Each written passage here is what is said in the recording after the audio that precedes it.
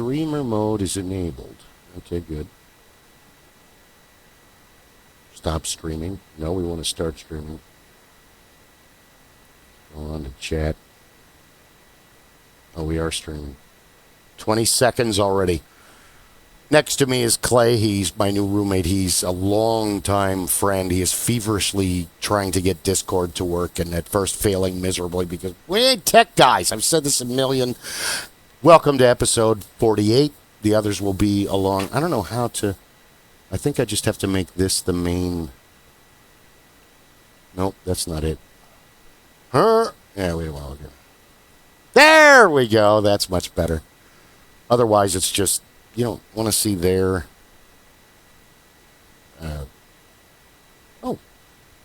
Full screen. Full screen mode from MST3K. Normal view. I fucking love MST3K. They're the best. Now it's Christmas time, so... Sorry, dude. You're living in the house. You're going to have to suffer through the best Christmas episode ever of Mystery Science Theater 3000, which of course Hannah has the DVD. Oldest child has the DVD, but it's Santa Claus versus the Men from Mars. But of course, as we all know, it is Thanksgiving, and traditionally in America, I don't know, Phoenix doesn't really have any Thanksgiving traditions besides the normal Thanksgiving, but we have the bizarre weather, so it'll be very cold to us, which is like the high 50s, which the rest of you are like, this is like swimming weather and shorts weather. Dude, we're used to doing stuff in 115 degrees. Oh, good. You joined us. I'll remind people when I'm talking to them when they're back east that say, oh, you guys don't know what hot is. And say, well, I go outside when it's 120 degrees and raining.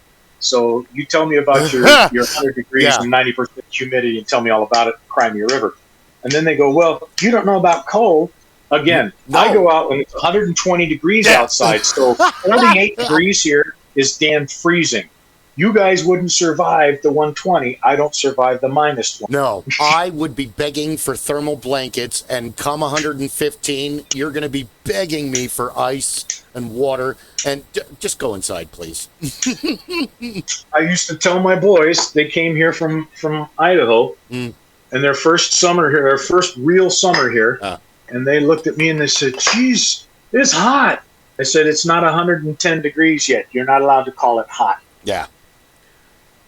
Christine and the youngest child moved out yesterday. They came today to get the cats. The one cat that we had been trying... well, I'm not going to... Let's skip that topic. I'm down to 4 cats now. Any one man should have 4 cats. That's the... You don't need... Or 2 dogs. But if it's 4 cats and 2 dogs. Because if you have 4 cats, you don't need a girlfriend. One wants to be affectionate. One's hungry, one wants to play, one wants to bite you. Suddenly the one that was hungry now is wanting to fight. You don't need a woman. Yeah. Oh, Clay? Rob Clay. How you doing?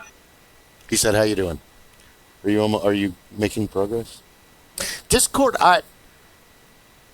Rob's, DM Rob, who will hopefully be joining us shortly, nobody gave me the I can't make it signal, so therefore the show is on. We'll do the intro. We're only 4 minutes in. What is my I should start making what's the longest time for me to do the delayed blast intro? Like delayed blast fireball where it doesn't happen right. Do you remember that stuff from D&D? Okay, never mind. It casts fireball at the beginning of the fight, but maybe it doesn't go off till the middle of the fight or the end of the fight when you need it the most against a big, bad... What are they called now? BBEBG... who fucking knows? You kids today and all your acronyms, we had nothing like that. But we had TCB and a Flash and all this other... Oh, yeah, we did. Never mind. I'll go over here. We had to say the whole damn word. Yeah. We had to say the whole damn phrase, damn it. You kids don't know. What's that?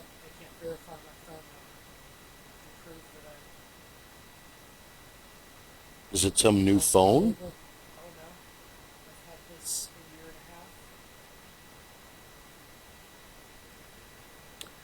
and a half. It's weird. Yeah. Do you have to like answer an email or they send you a digital special code? Otherwise, at this point, you're like a deaf mute. You're just sitting next to you. Can't hear what the other people are saying, but they can hear you. I have to translate. That guy said. Nothing against the visually impaired or the. If Chris was here, he would laugh at that. But he's at work, so Chris is he's legally blind in one of his eyes. Council member. He's visually impaired. He had a stroke or he told the story. Some dude hit him with a like a parking sign right in the. Tried to like he would hit somebody with an axe. Dude, what the fuck? He's a security guard. Leave him alone. You shouldn't have parked your car there in the first place. This is your fault, not his. My cats don't know what to do because it's only 4 of them, so they're constantly one. Safi was just in here crying for the ones that aren't here anymore. Yeah, I thought I was going to be late because I just finished the upgrade to the fabrication table not 5 minutes ago. Congratulations. I posted it up on Facebook so you can see the picture. Oh, okay. Here, let's take a look at them. Bring Facebook up on the other screen. And I figured out how to get the camera to work. I bought the Canon software. Really? So I've got it working. I've got it working with OBS recording. Really? So I ran a couple of tests and everything seems to be working. Nice. You did a good job. Well done, sir. I cut down that wood section. Yeah. Put in the steel fabrication layout plates. Oh, it's steel. Even better. Well, you can't tell what kind of metal it is. I knew it was metal. What is that? I don't know. So now I've got the holy table. Ha ha ha, big joke. But it holy fits table, all Batman. It fits all of the layout components. So all the little dogs, all the little pieces. So I can lay out different things on that table. Where before I was using the wood top and I was screwing wood into the table to lay out. Well, eventually that destroys the table. That's fine for a while, but after 2-3 years, no table, just holes. Sawdust, yeah. Sawdust. Just what once looked like a nice table, but is now reduced to any success? No? It hates your phone number. How is that even a thing? Guy used his phone like for 60 episodes.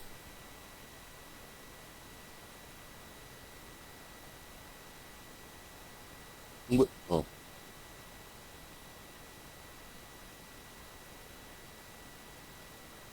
What's your number here? Because Discord has numbers. Hold on, everybody.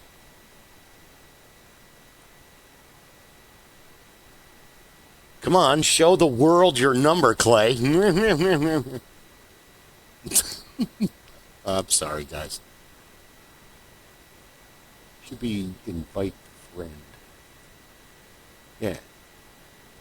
I am ignorant to a lot of things. This is one of them. What was it? 0252. Oh, that is easy, isn't it? Everybody? No results found. Denied. I think you go here to get your numbers.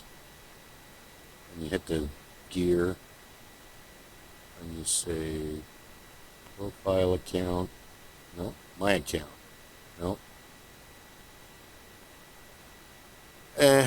Alright. There was a way to get the numbers. I don't remember.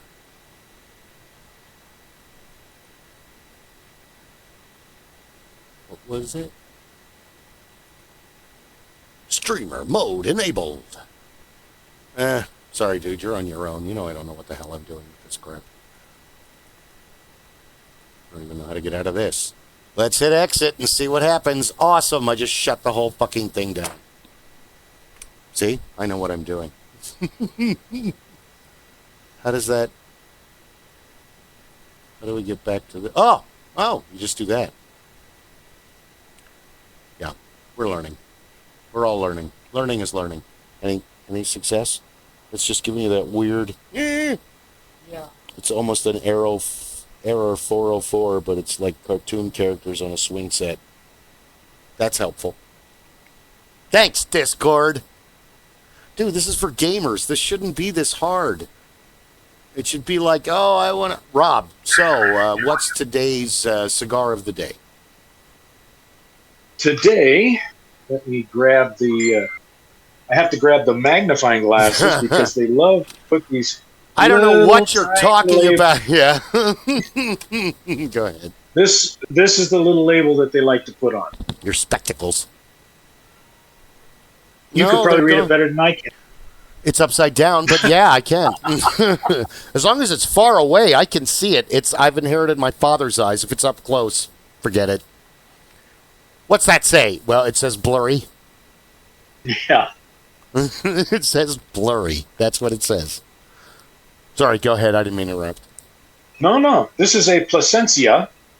And it's the Almadel Cerezo, which is a nice stick. I hadn't had this before. And a lot of the cigar brands, like, they use the same they'll use the same basic logo design. It's very nice. But then they change the color. So this one, it has the dark blue. They have green. I think they have a darker green, a lighter green. It's the same. It's color. It's the chat in Facebook. Rob, the DM Rob will not be joining us tonight. He's lurking. He's actually running. He's running a totally different campaign of the game we play once a month every Saturday.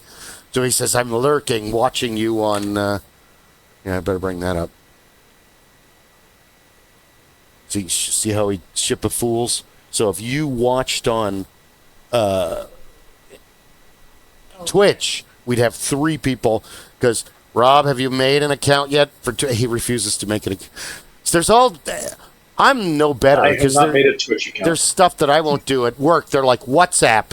It's like, you already made me trim my goatee. Now I got to install something. Oh, put it on your phone. No. Put it on your home computer. No, okay, we'll do that. I still haven't been able to get it to work because... I don't know what I'm doing with most software. There you go. I'm okay with hardware. Here, plug this into that. No problem. Get it to work. Well, I hope there's a video for that on YouTube. Fuck. Okay. Oh, wait. Oh, we're only we're 13 minutes in. We can swear away. You have to be 6 minutes in. It doesn't matter. We were drinking and smoking before and light drug use before. We were doing like a minute and a half, so... And fuck you. I don't want anybody under 18 watching the show. Not very often, anyways. We can't yell swear words or say tits, ass. Right. I don't want... We'll have those special shows that we'll call out specifically for the new CNC players because we want them to be able to hear. Any other show, they're not supposed to listen. It's not so much that, but it's also... The D&D game is for PG. It's full open audience.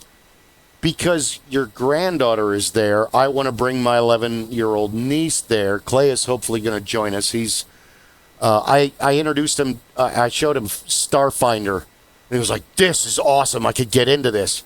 Well, I know a guy who runs it. And you would probably be interested. I played the rat engineer for the show. Well, tech. They don't have engineers. What did you play again? Were you a Lashunta? Yeah. Yeah, he was the one with the antenna that can read minds. He was our mind reader for the group. Is anybody thinking about us? They don't even notice you walked in. Yes! It's like nobody knows you're here. Score! Bonus! I don't want them to.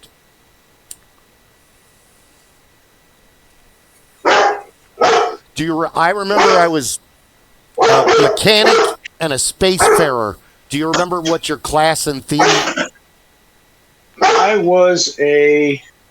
don't remember what the names were, but I was Were you our operative? I was like I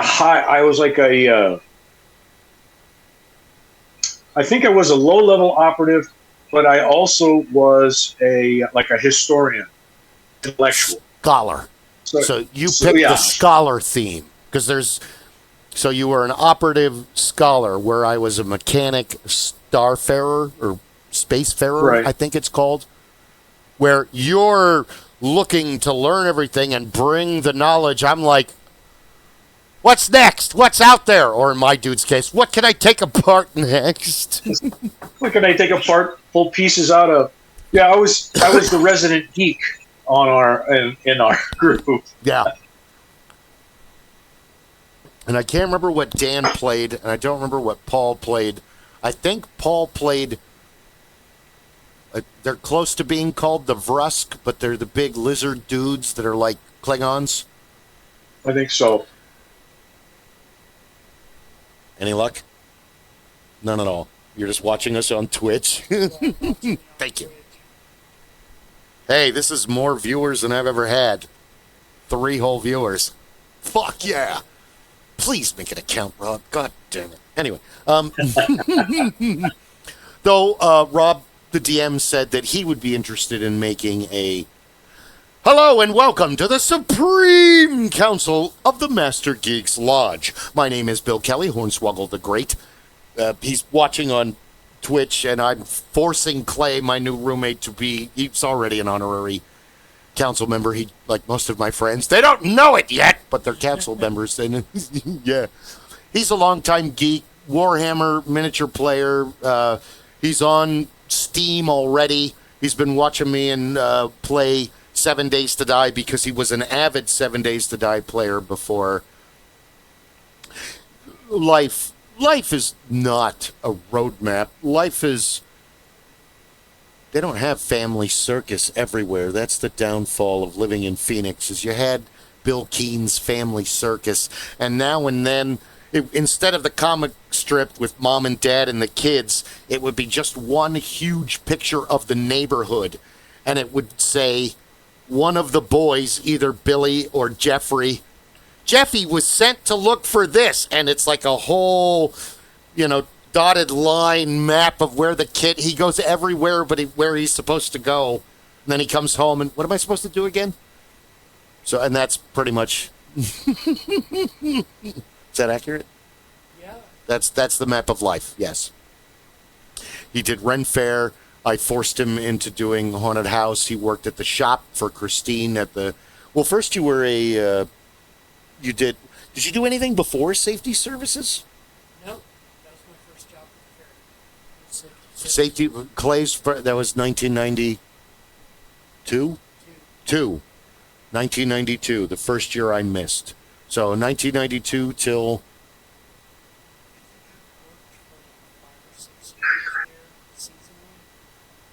Well, it's all season. I mean, it's only open 2 months a year on the weekends. Well, there's President's Day and some kids' days, but the public isn't invited to the kids' days. That's just for schools. It's only schools. And trust me, adults, you don't want to go there. They've shut down all the alcohol.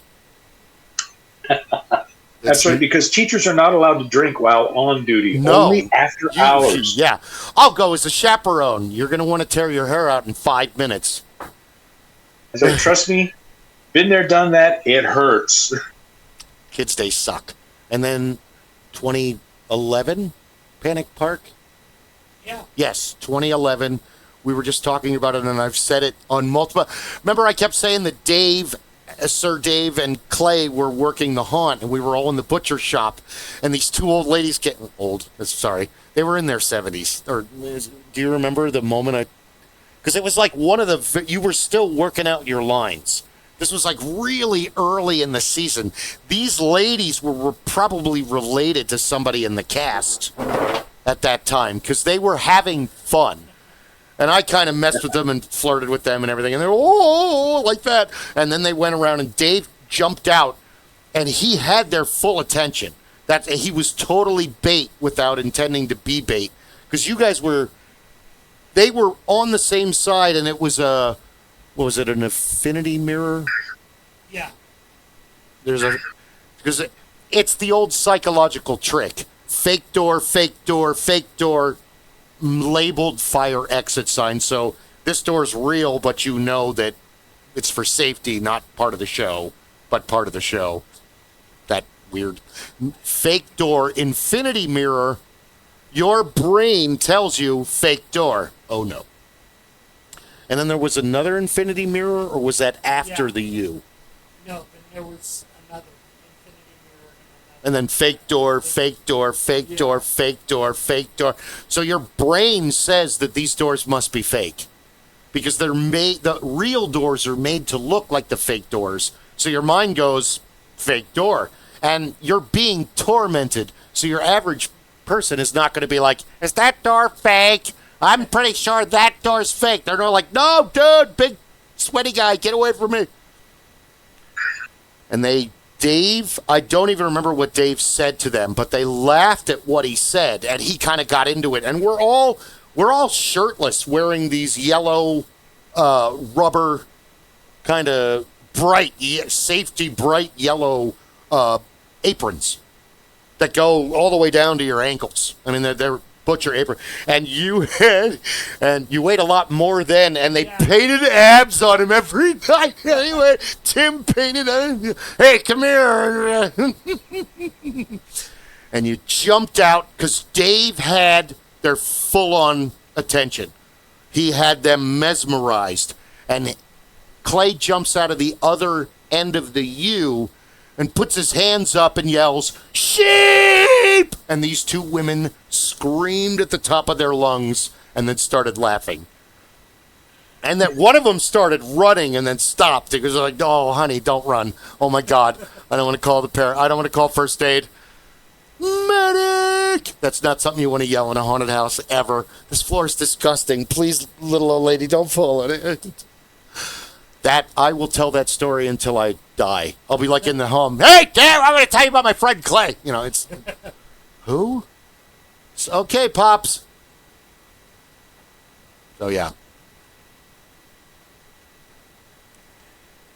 Oh, for the good old days. The good old days weren't always good, but they were much different than it was, than it is now. Today, at the vet, I said to Finn, it's the world that I was raised in for, the three of us collectively, and the world that I raised you for no longer exists. This is a totally different. You can't get a place on your own at 23 unless you have to live with your mom or live with me, and I'll force you to get a job after 30 days. You're probably not going to like that. I'm strict with certain things, but really lax on the others because I'm loud and I keep weird hours. And, but other than that, it's like your parents can only raise you for what they know. And everything's been changing so much, but that's the nature of humans. We don't wear kilts anymore, or togas anymore, or kaftas anymore, or what's the Roman one? That's a toga. Yep, toga. Toga! That's what I was trying to remember. The Animal House. Toga party. We're on double secret probation, whatever the hell that is. I love that movie. It doesn't fit. Again, it doesn't fit today because you don't have the...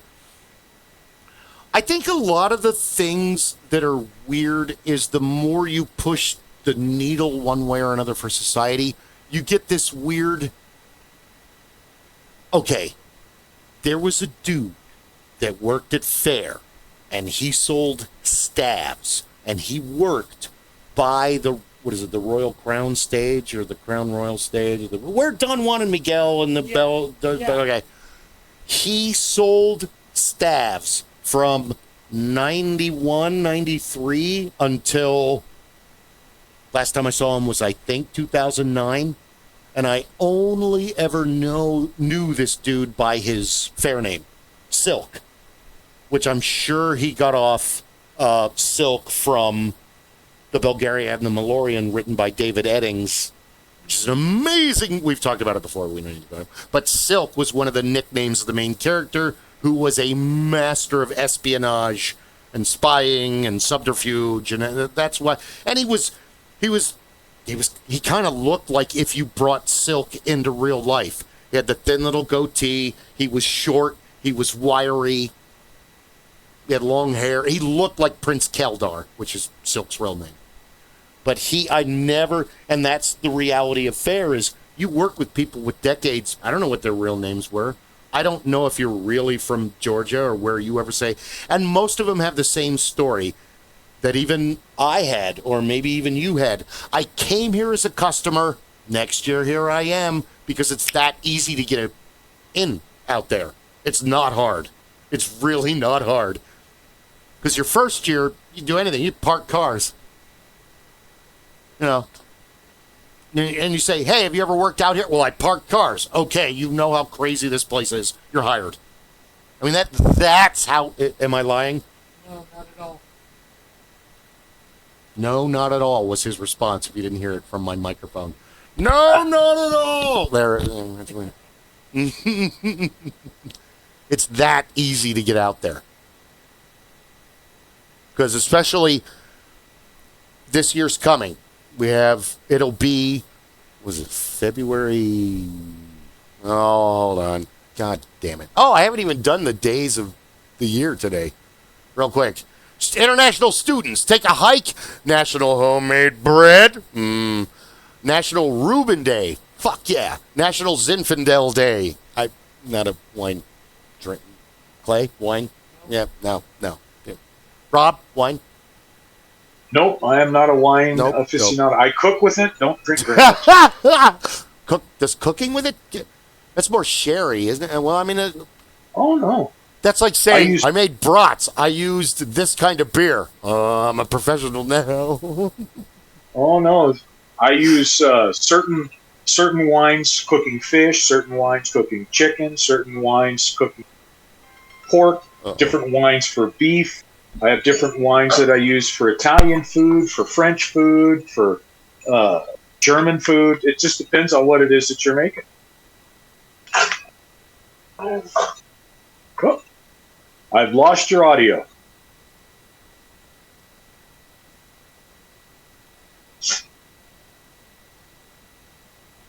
Nope, I've got no audio from you, Bill.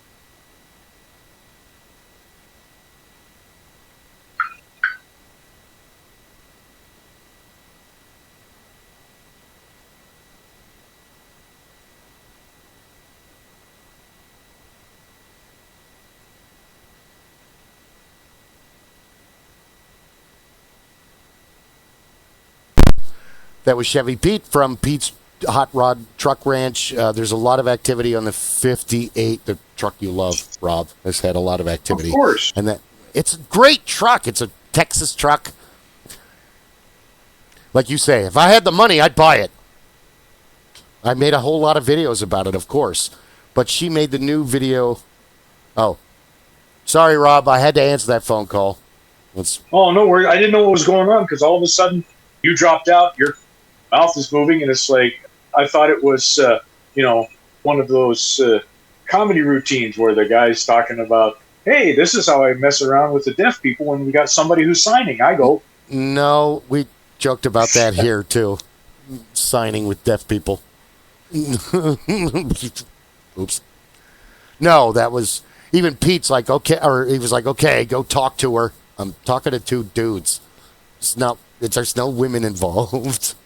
Well, I'd rather be talking to a woman. Well, any of us would. Anyway, podcast night, Monday. Happens every Monday at this time. I'll call you back at 8:30. I want to talk about the truck, too. I do. I love that truck. I was all excited about the new seat, and she's like, it doesn't fit. It's too small. Never mind about the new seat. We'll get another one. No, bucket seats. Even better. You have like 8 Camaros lying around in various states of demolition. There's no such thing as too small of a seat. You can fit it in there and run it, and you make it a part of it. So if it's not as wide as you would like, you move it towards the driver's side of the vehicle, and you set a little box in to fill up the space between it and the passenger's door. Yeah. And you tell people it's customized. It's the girlfriend bench. It's the girlfriend bench. So I can hold my girlfriend. I can hold you next to me. And then I've got a box on the side to hold her purse safe. Ew. Yeah. So, the movie Real Men with John Ritter and James Belushi. Have you ever seen that? When they're arguing in the car. You're just upset about this. Well, you know what? I'll be a lot happier when I have seatbelts. And then John Ritter yells at him, I'll be a lot happier when we have seats. And it pans as if someone's laying in the back seat and they're both sitting on milk crates. Like the driver has a metal milk crate and the passenger has a plastic milk crate and they're going down the highway. Before you logged on, well, I don't know how much you heard about it. I was talking about traditions and stuff like that, and we really do have 2 movie traditions for Thanksgiving in America. Alice's Restaurant and, of course, the amazing Planes, Trains, and Automobiles, which John Candy is no longer with us, but Steve Martin, thankfully, still is. And that is always a good movie you can watch with your family. Alice's Restaurant is not always fun. You can have anything you want. Anything. Even Alice. What? Dude, I'm having my kids watch this. What the fuck? Yeah. Don't let them watch Alice's Restaurant was the ultimate to listen to right after dinner was done. You were hanging out, and everybody was there. And you could pull out the album and put it on the record player. He was making sure he didn't want anything, and they were marking down in front of the... Well, and we would listen to Alice's Restaurant. And then when it got to the point where I had to work every day, every Friday afterwards, Alice's Restaurant was traveling music. So I could listen to it either driving down or driving back. Yeah. That's awesome. Thanksgiving, well, I was hoping to work, but apparently they're closed. So, probably play video games, maybe even do a podcast, or who knows. Some of the best Thanksgivings I ever had were in the station. Really? Because you had the crews, and for the longest time, I was a single guy. I didn't have any children. So the guys that were married and they had families, I would cover. At the very least, I'd take the second half of the shift for them. Yeah. And so whenever we had to work, whatever crews were working, we used to go and we would buy, everybody would chip in, we'd buy one of those Thanksgiving deals from the grocery store. And then somebody's wife has the turkey and the stuffing and the gravy and the cranberries, and they got a couple side dishes. Somebody would say, cook up the turkey $50 for this? Fuck yeah. Yeah. And we would have a great big Thanksgiving at our station house. And the fire station would have they would always have a big Thanksgiving at the fire stations.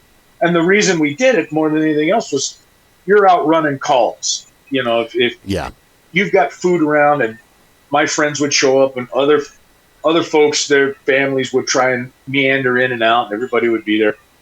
But in the middle of busy Thanksgiving, engine companies rolling by, they knew they could swing in and have a little something. Have some white meat and some dark meat. And, if we're returning the medic to the station house, we'd go in. So that became a big deal for us. Was you always had a great you always had the opportunity for great Thanksgiving. If you had leftovers and you had the opportunity to try and take some by the ER, you try to, You plug or these into your PD.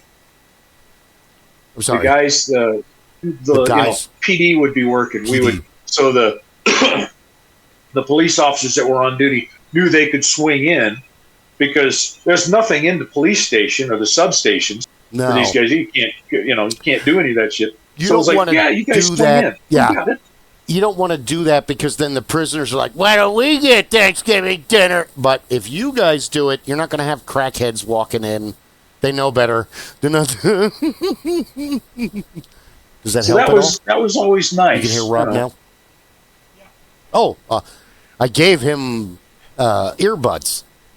Dollar Cool. store earbuds because that's all I can afford. So now he can actually hear what you're saying instead of just seeing your Rob Clay.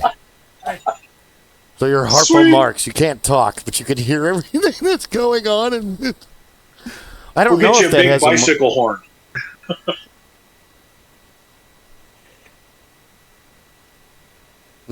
might work. You never know. Yeah. 2 poached eggs, 2 hard-boiled eggs, 2 soft-boiled eggs, and 1 duck egg. 2 duck eggs. God damn, I love the Marx Brothers. So tomorrow is St. Mary's Day. Is it really? For you? Yep. I get to go to St. Mary's. This will be packaging since it's the week before Thanksgiving, we'll probably be doing all the produce bags. Yeah. And produce boxes. Oops. So that's not an A, that's an S. Ha ha ha ha. Not. That doesn't make any sense. Produce bags. All of the vegetables and. So we'll be doing all the vegetables and whatnot and getting those set. Last year it was very interesting because they had the big skid box full of potatoes and rutabagas and carrots and celery and onions, all this wonderful produce. We're like, this works. Let's make it happen. Yeah. I'm not a big cranberries fan. They're fine, but it's like, it's not something I put on my plate at Thanksgiving. Clay, cranberries? You could take them or leave them. Yeah, take them or leave them. Take them or leave them is his vote. Either way. The gel or the berries. My ex-mother-in-law used to make them fresh. No. She would go out and buy the raw ones. So cook fresh. them, do the whole thing. Does that change She your... would cook them down, make them homemade, rather than the jelly roll that came out of the can. Shunk. Here you go. I don't want to fucking eat that. Oh, this is great. No, ew. And it's all like cold and... Cranberry jello. No, thanks. Yeah, no thanks. Shouldn't you be serving this for dessert? Okay. My grandfather liked that roll only for the sandwiches after the fact. Thanksgiving. Well, every 'Cause then family does that. He would put that on like jelly. And that was jelly. That was the thing. He'd put a little bit on because it gave that little sweet, tangy flavor. More SpongeBob. Yeah. the jellyfish episode.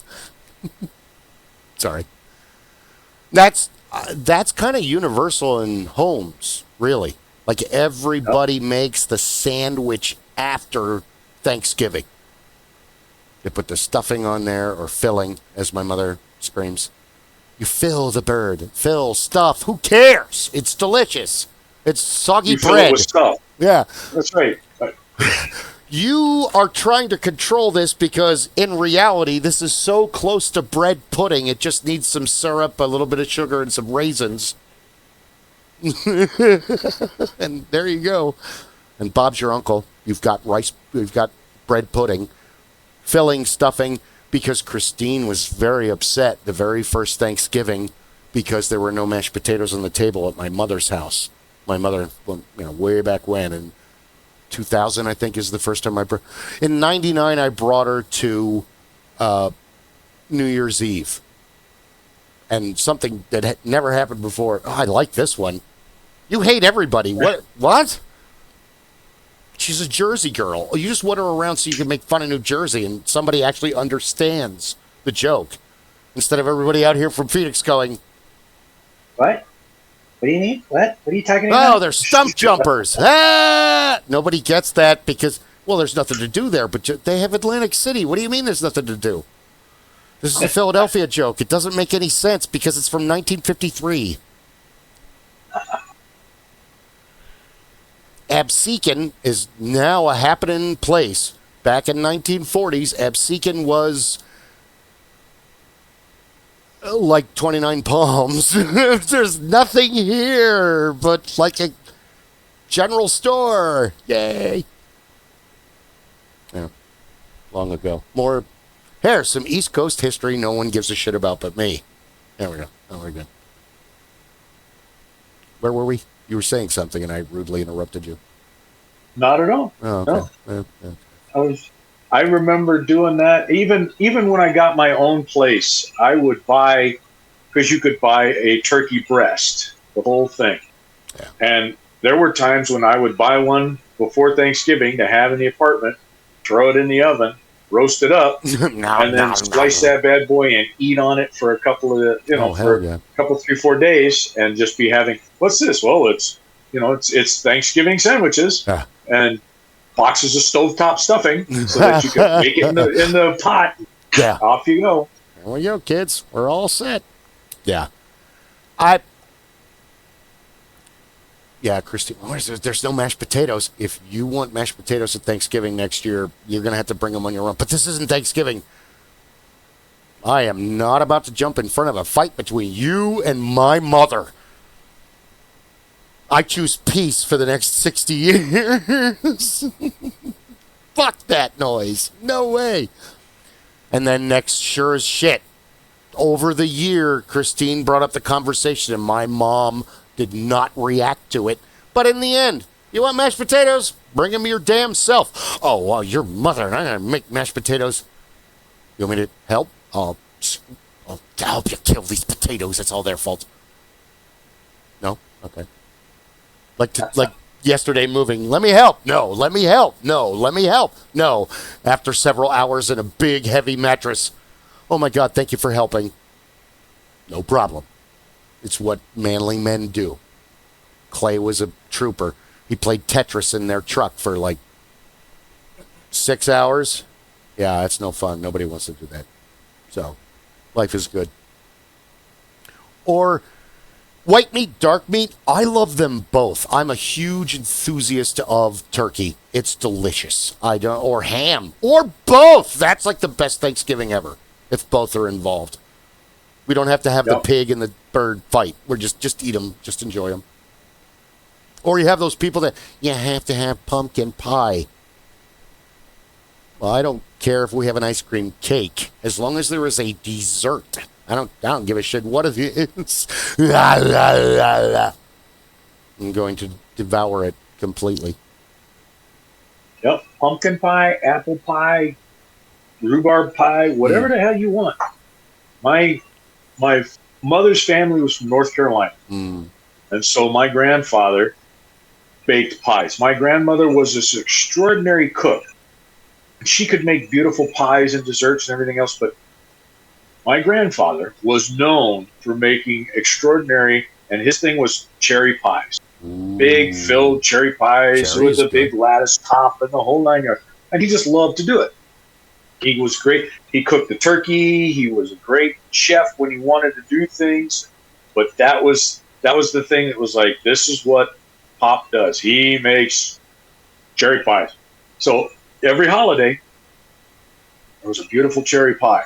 And Grandma would make a pumpkin pie. And I want a piece. An apple pie. I want a slice. Everything else. Yeah. I mean, when I was very young, Grandma used to make homemade whipped cream because that's what she did in North Carolina. You didn't buy it. You bring me the cream, give me some sugar, let me whip it up, and here it is. So I didn't have Betty. Do you know the Betty Crocker? You know, they come in a little plastic. I didn't have that unless I went to somebody else's house when I was a kid. And I'm like, oh my God, what is this? Because if it had icing on it, my mother made it out of Crisco and other. Yeah. Crisco, vanilla, sugar, and there's like 4 other things that go into the whipped, like you said, the North Carolina. Yeah. It's probably the same fucking recipe. My grandmother would make everything she could from scratch. As she got older, she appreciated certain things. Like she would take Bisquick and use that as a basis for her homemade biscuits. Yeah. Because it got old for her to make buttermilk biscuits completely from scratch. So as she got older, she's like, okay, Bisquick's got most everything I need. And then she would add the salt. She would add the little bits that she always did. Yeah. Pour in the buttermilk. And she would roll them out and make wonderful biscuits. And we loved it. We lived for that stuff. You can add the Bisquick, or you can go get your own spice combination and probably yeast and probably 3 other things that's in there that Bisquick. Yeah, I don't know. I don't have the corn and the starch. Bisquick has, like I said, the Bisquick was a great basis. But I mean, my mother's parents lived through the Depression, so they were born at the turn of the 19th century, just like my father's. So they all lived through the Great Depression. So I got to learn people who understood how to do it from scratch because they had to. And then when things got tight, they learned how to take something and make something else out of it. Like reverse engineer it, yeah. Well, but the other thing was like my grandmother on my father's side loved to make homemade sauce. So, little old Italian lady, the sauce had to be made from scratch, blah, blah, blah, blah, blah. My father learned, he says, you know what? I can go buy the can or the jar of the sauce because somebody else stewed the tomatoes, crushed them down, cooked them for hours, and did all this. He says, I can put it into a pot. Then I can do what my grandmother and my mother and my aunts all taught me to do, which was now we put in the fresh herbs. Now we put in the garlic. Now we put in a little bit of red wine. Now we do whatever it is we're going to do. And you let somebody else build the base. It's just like working in a professional kitchen. Yeah. I have a sous chef who does all the basic stuff. This is my saucier.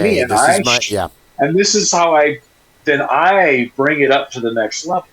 So I learned that my father learned from his dad really long, how to make stupid cord. Sorry about that. You're going to unplug me. "quote unquote" lobster thermidor. Yes. And you know how he made it? I have no idea how to make that. And people would ask all the time, "This has got to be expensive as all hell."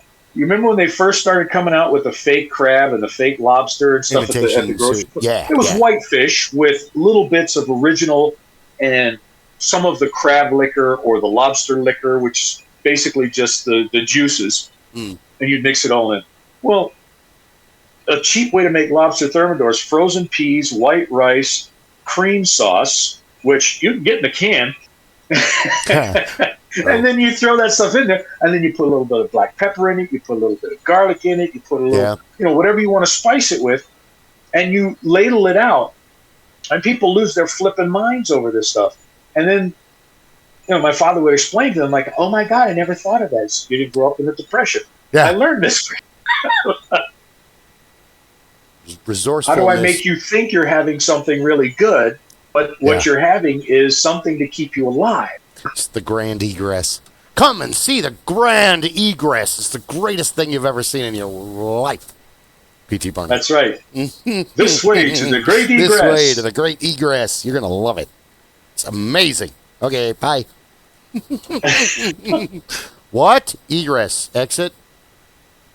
Never mind. I used to comment that in the corporate world, and there were very few that I was dealing with at times who would actually recognize that until somebody would point it out to them. What the hell it was? Yeah.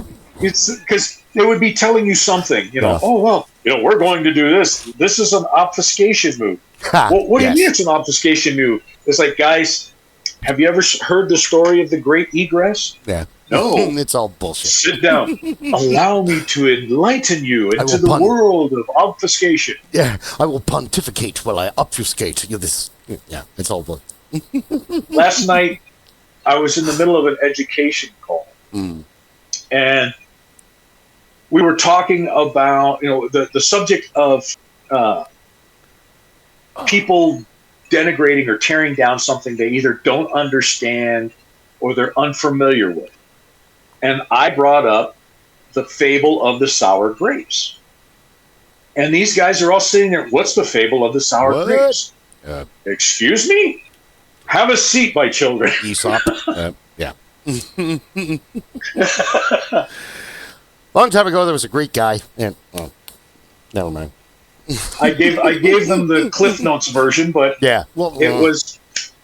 And they're sitting there like, I've never heard that before. Look it up, read it, learn it, commit it to memory. I've never heard that before because your parents are dumb or they hated you. One of those things is true.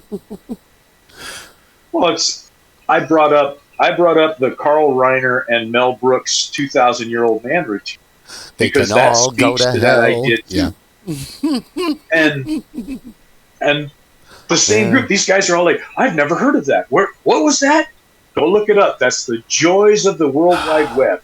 Yeah. Pull it out. You'll love it. You'll learn more. It's out there. The only reason you don't know about it is because no one ever told you to look it up. Seriously. That's the only bad thing about the internet is destroying the world. No, stupid is destroying the world, which that goes back to my, oh, Clay, I get to bore you with this theory. You haven't heard. Strap in, baby. This is awesome. Okay, so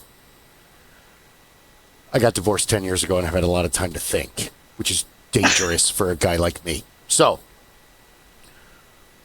we live in a simulation. You have heard this. He has not.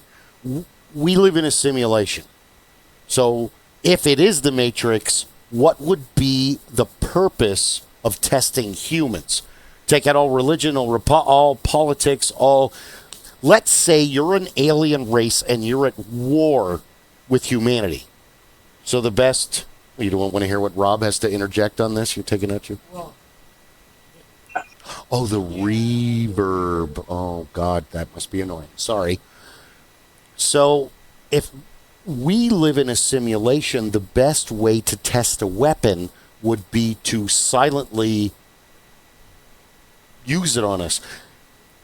I kind of theorized that humanity is like Battlestar Galactica or Doctor Who or even Star Wars, where there's no defining, here's where humans began on this planet, and that we're just cockroaches. We're everywhere.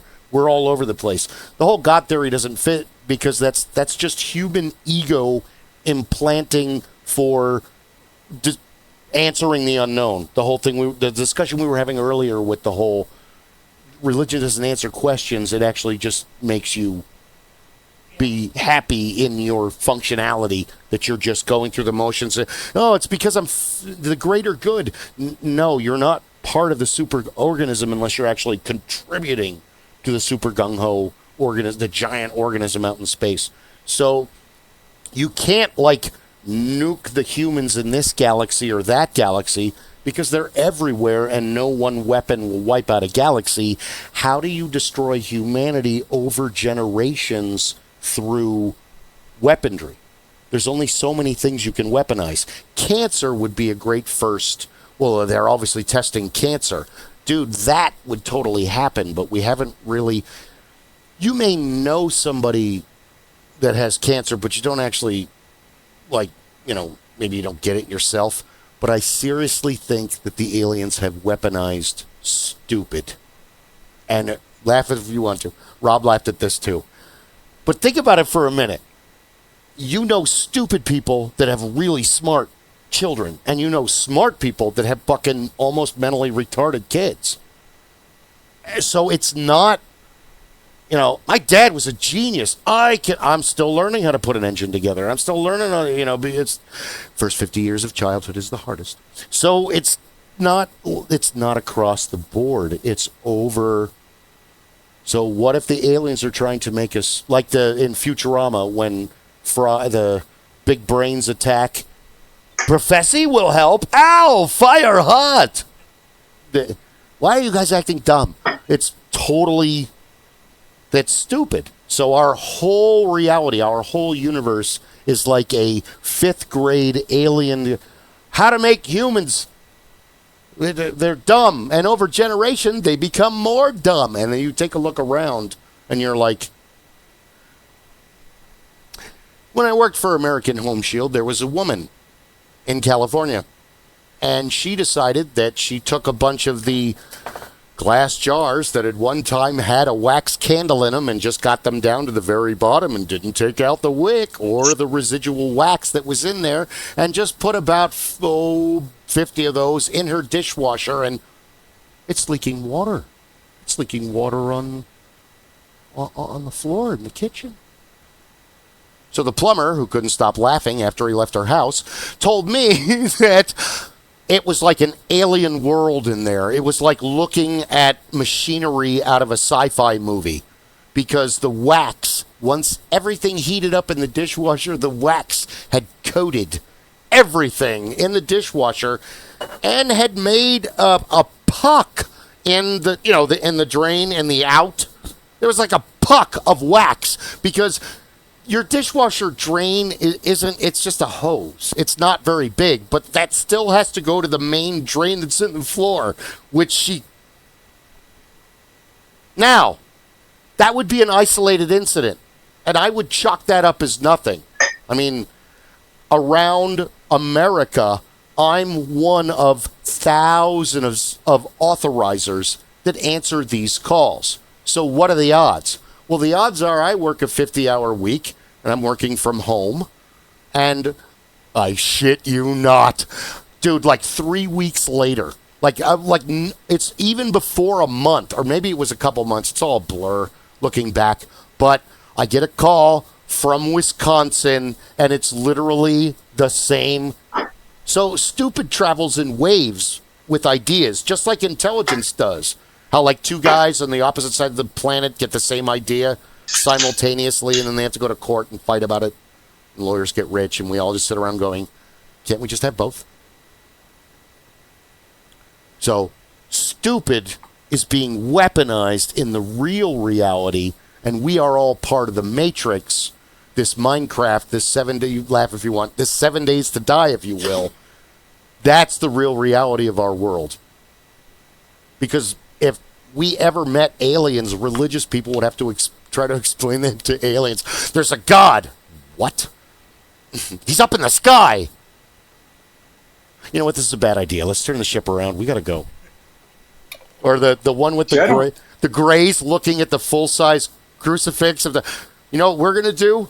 We're going to get the fuck back in the ship and get the hell out of here. That's what we're going to do. And they're just looking up at crucified Christ. Well, that's like the cartoon you see it comes back every so often, and it's the Greys sitting in the ship, and one of them is screaming at the commander on the screen, and he's saying, last month they were lobotomizing gourds. Now they're shoving food up the ass of birds. This place is fucked up. We don't want to go. If we're not a simulation, we're because the plebeians look sort of like us, but so do the Anunnaki. But the Anunnaki are huge. I can't remember what there's like 4 reptilian races according to. There's 56 alien races. If you go on the internet and read, it's fucking awesome. You wouldn't believe what people write. But if that's true, okay, let's like look at this like my father would, because I'm sorry he's not here. This is totally his subject, because I had this discussion with him. It's the same argument if we evolved from these apes. You know, let's say we were all the same. We were talking about this too. We were all the same Australopithecines together, and some evolved to the greater, larger apes, and some, because that's what I think Bigfoot is. I think Bigfoot is that it's not the orang pendek, but it was a large, huge American ape that they only found teeth of, and they basically drew it like these teeth are similar to how orangutan teeth look. So it must have been a 9-foot orangutan. So what if Bigfoot evolved in a more druidic way, and we evolved in a more, farming, agriculture, later prostitution, and then cities and societies and all the trapping and farming, and meanwhile Bigfoot's just like using the tunnel system beneath Earth and learning how to live in harmony with all the animals and it's a possibility. I think there's already a book about this. Someone said there's already a book about this. But if we're not the Matrix, then we're like Brave New World, Savage Lands, where the alphas go to run around naked and just have sex parties where the savage people live. And it's like, like Americans go to third world countries and just be raging assholes. And then that's great. Thanks. You're doing great to give us a good name across the... Oh, you're an American. Whoa, I can never travel. Hold on. I'm not that kind of American. I'm poor. I'm one of the good ones. What are you going to do? I'm a firm believer that if Earth is not an experiment, then it is truly an intergalactic reality show. Reality, yes! Or trans-dimensional reality show. And I've said it before, and the joke has been told by numerous comedians for as long as anybody has ever spoken about aliens and visitations to Earth. But Earth is that neighborhood in the universe, or that neighborhood in the galaxy, where when you go through there, when your alien family goes through there in their, Space Line 5000, the parents are saying, roll up the windows, Lock kids, the and doors. don't look. Yeah. Read a book. We're going to go through. Talk to me. Look at me. Yeah. We don't stop here. I got to go pee. No, you don't.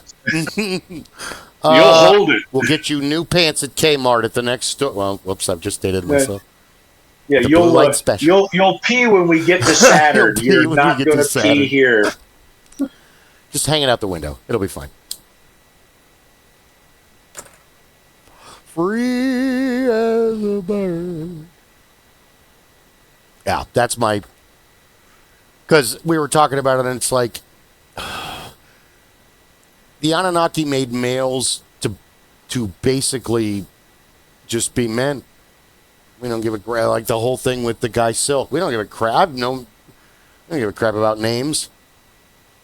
Men who ask names either have to tell who it is, who's their wife later. They have to give a name, or they're social climbing, or they're salesmen, or they have an agenda, or they're looking for someone. But if you just have a bunch of dudes assemble, they just talk about whatever you're talking about. We were talking. You could have booze or soda or even just water. As long as you have some kind of meat on fire, that will attract men. All these women trying to go to Home Depot, don't do that if you're looking for a man. Go look for the parking lot where they're burning meat. If you're into sports, that helps. But normally, if you're not into sports, those aren't the dudes you want because they're really into sports, which is great. But if you're not into sports, are you going to go watch another football game? Yes, he is. If you're a single woman and you live in a house, buy a barbecue grill and a book on how to cook steak. Yeah. And how to cook chicken, and how to cook beef on a grill. Mm. Put the barbecue grill in the driveway. You open your garage and you pull the barbecue out and you start cooking. Oh. And you let it permeate the neighborhood. And what'll end up happening is the married guys are going to look out and they're going to find out, oh, hang on a second. Oh, wait a minute. You're single. Let me call my buddy. Hey, Bill, there's a chick knows how to make steaks. Dude, and she's right up the street. That's option one. Option two is her, oh my God, I don't know how to work this because I'm such a girl. And single dudes will come out of nowhere. The married dudes want to go help, but they're going to get in trouble. The married dudes will have to go help if they're friends of, if their wife is friends of this woman, because then it's going to be, you need to go help her. Yeah, I don't really help want Tracy help. You need because to go help.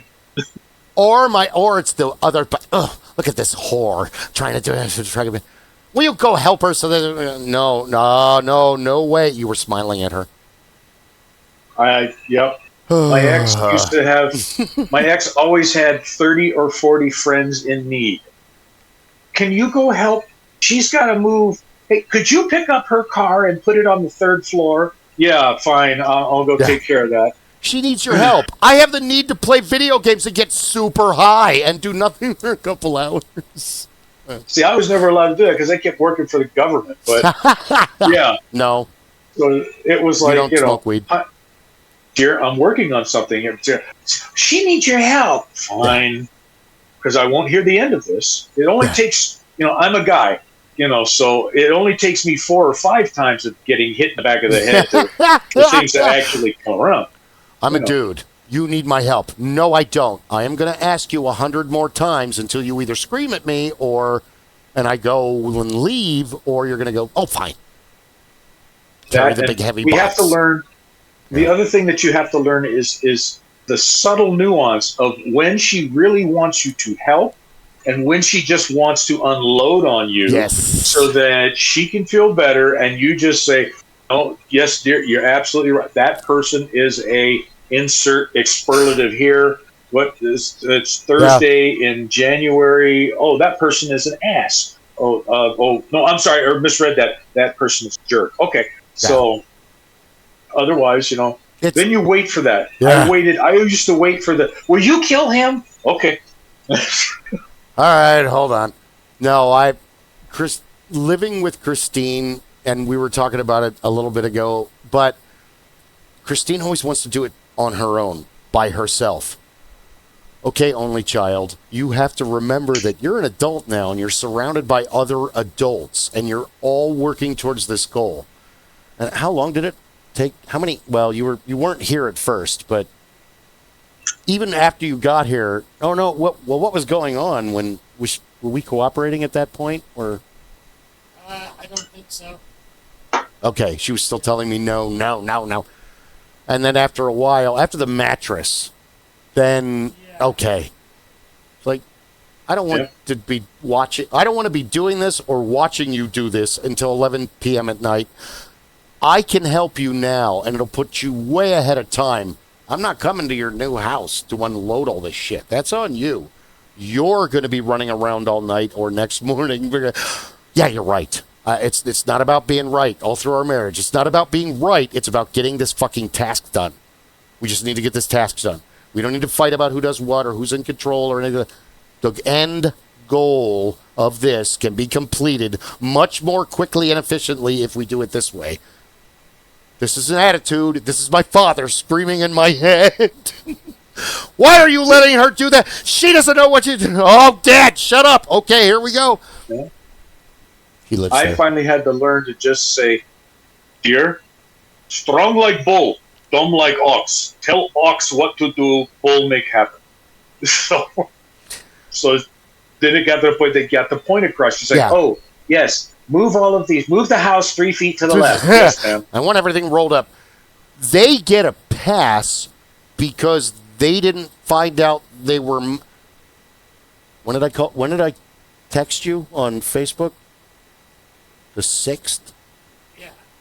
Because she found out a week before she was getting the keys to the new place that she was getting the keys. So I'm like gobsmacked because I'm already having financial la la la la. So the move wasn't planned. This came way out of left field. And it's the same with, hey, do you still need a place to live? Holy crap. So everything kind of lined up, even though it's one of those, this is all completely out of my control, so the best thing you can do is just sit back and enjoy the ride. Excuse me. So now the grand cleaning comes because that was the other thing. I'm not mad at you for leaving a huge mess. This is the product of, oh my God, we have to move. Okay. Welcome to Phoenix. That's why I have 2 weed blowers. I can do one in each hand. Yeah. Open that front door. Vacuums are great, but yeah, the leaf blower really gets the room clean 10 times faster and a lot better. And if you have carpet, well, you've just created a dust dander. Just breathe when you go outside. It's better. The dogs love it because then they've got all kinds of shit moving around the house. Like, kill! Anything that's 30 microns or higher, they're like, It's not bubbles, kid. Gross. Must kill, must kill. That's all Yes, dead. Spinner, go after those jalapeno flies. Yeah. But yeah, that's it. All lined up. Everything happened for a reason, and you can't. We're sitting there talking to youngest child, and I was like, you can't really predict.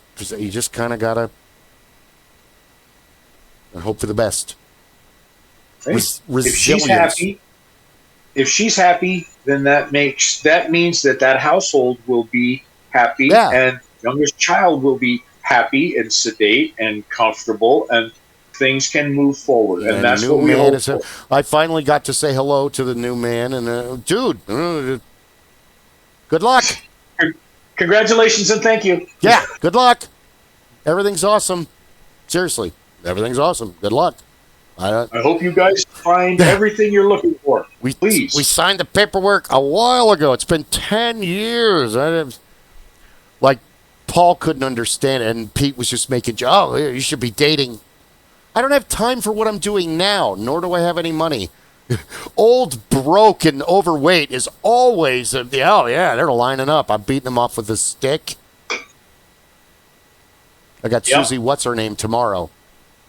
Yeah, it's going to be great. We're going to go to the Hilton. No, I don't have a dating life. I haven't been on a date in 10 years. What is it? I got MGTOW, men going their own way. You mean a bachelor? Yeah, that's been around for... Stop fucking renaming things that are already there. But we're young, and we don't bring anything to history, so we're going to reclassify everything so we look more awesome. Oh, I get a kick out of it when I get asked by people, so what does your wife think about this, that, or the other? And I don't have a wife. I have an ex-wife, and therefore I have a cigar room. And a gunsmithing room, and a forge.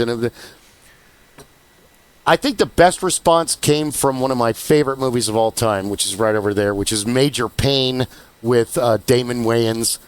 And when they go out, she asks him out to dinner after he finally handles the situation where he shoots the boogeyman and kills him. Is he in there? But he ain't happy. He ain't happy. And she asks him at dinner before they start dancing, and she's like, "Is there a Mrs. Payne?" Nah. If I was supposed to have a wife, the Marines would have issued me one. That's like the best response ever. It's like, no. We don't have that old world thing anymore because there's too many people now, and most of them are dumb. Back then, long time ago, you guys figured it out. You could spot a dumb person from across the room because they were few. There was like 3 of them. Oh, stay away from, Jim and Laura. We're good. Leave Steve alone. We're okay. That's right. We don't talk over there. We avoid this subject matter. Yeah. Did you graduate the 6th grade? Oh, yeah. Then you don't want to be over there. You want to speak with these folks over here. Now, did you read Catcher in the Rye? Well, what did you think about it? Well, this answer. Oh, God. Did you read Tale of Two Cities? How did it end? Happily Ever After or World Devastation? Oh, that was a Happily Ever After. Yeah, I tried to turn that in the 7th grade, too. I failed that quest. Failed that. Actually, read the book. Aboard. There is no happily ever after in the French Revolution, unless you're one of the poor. And even then, after it happens... The only person who came out after the French Revolution in a happily ever after in the short term was the guy that had the sharpening stones. Because he was pretty busy. He had job security. That's right. I've got to fix this damn guillotine again. I don't know the French word for... Do you speak French? Okay, I don't know the French word for job security. Sorry. That's right. I don't know it in any language but English. Sorry. Sharpen this. I don't even know it in English anymore. Chapon zistons. I don't know I don't speak French. That's right. Why do I have the great big sharpening stone on the workbench? It's not just for doing axes. Wasn't Robespierre like 7th, and they had to raise the guillotine 5 or 6 times before his head? It was not. That's why the sharpening joke is funnier, because everybody wanted to be first. That's right. Can't you hear him screaming? That's the third time. That's why they wore hoods, so you can't see the guy going, holy shit! They invented the guillotine because the headsman got friggin' tired. Wham! Oh, yeah, it didn't, Anne Boleyn.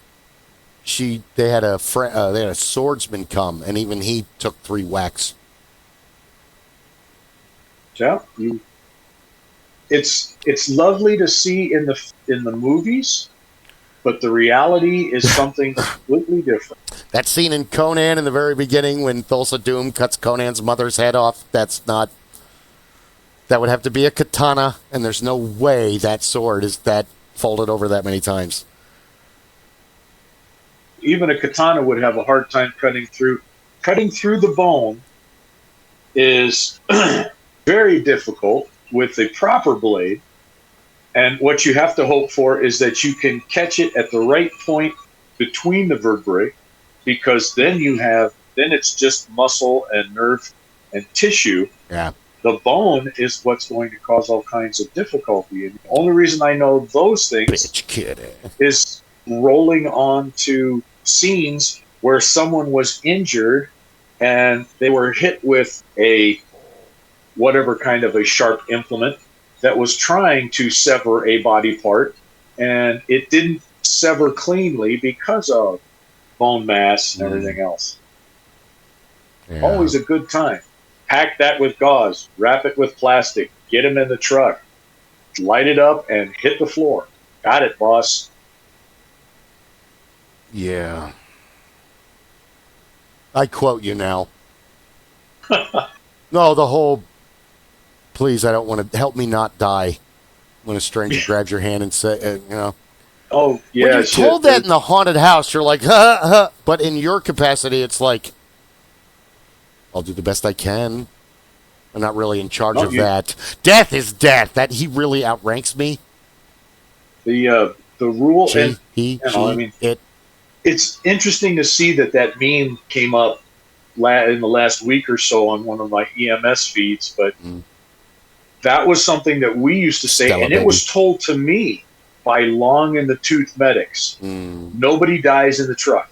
Period. Nobody dies in the truck. That's not fair. That was an unwritten rule because, you never... Your phone. It's you never have anybody in the back of the truck who's dead because you left family. You're on your way to the hospital. And that rule came up. In all honesty, I learned that rule on a Thanksgiving. Gotcha. We rolled in. Grandma's on the floor in the kitchen. All the family standing around, and you've got little kids, and everybody's like, is Grandma going to be okay? We've got her stable. We'll do the best we can.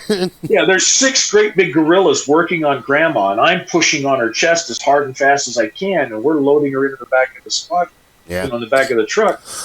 And the captain's telling them, we got her taken care of. And all the way to the hospital, we're working,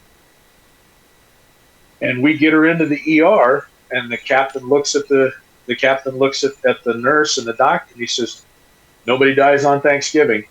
And the doctor says, yep. So we're working her. We put her into a room. They keep the family out. We brought other folks in and out of the hospital that day. Yeah. She had expired. She had died that morning.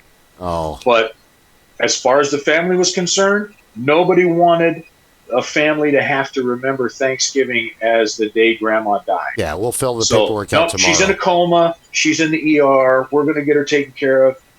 You don't call her until the next morning, if you can at all avoid it. And that was that was the way we could deal with it. So I can only imagine the docs having to do it, because if I have to sign the paperwork, well, that's one thing. I don't have to sign the paperwork and deal with the family. Yeah. The doc has to sign the paperwork and explain to the family what happened. So, well, I would come across genuine because I'd be bawling my eyes out with them. Oh my God! Yeah. Because I'm immature. I don't. Oh man. Don't worry, kids. Years of therapy can kind of help with that. That's why I have a forge. I was explaining to Clay, it's hammer therapy. It's not really. It's hammer therapy night. That's what it is. But it's called Tomahawk Night because that's what I'm trying to make. Yeah. Well, we're only here for a short time. That's why we got to laugh and laugh and laugh because honestly, you spend a lot more time crying. Yep. You're only immortal for a limited time. Batteries not included. Void were prohibited by law. Mm-hmm. Check the fine print, kids. You don't get very long. I'll be lucky if I get 78 years. That's why I'm trying to do everything now because soon I'll be peeing my pants and I won't make any sense. Yep. My father made 60. My grandfather made 56, 58. So I've surpassed my grandfather, but I'd like to surpass my father. I'd like to live long enough. I would love to be able to live long enough to obtain the title of great-grandfather. Don't know that it'll happen, but I would love to do so. And I figure that that's a minimum another 12 years or so. Yeah. That's what I'd like to see.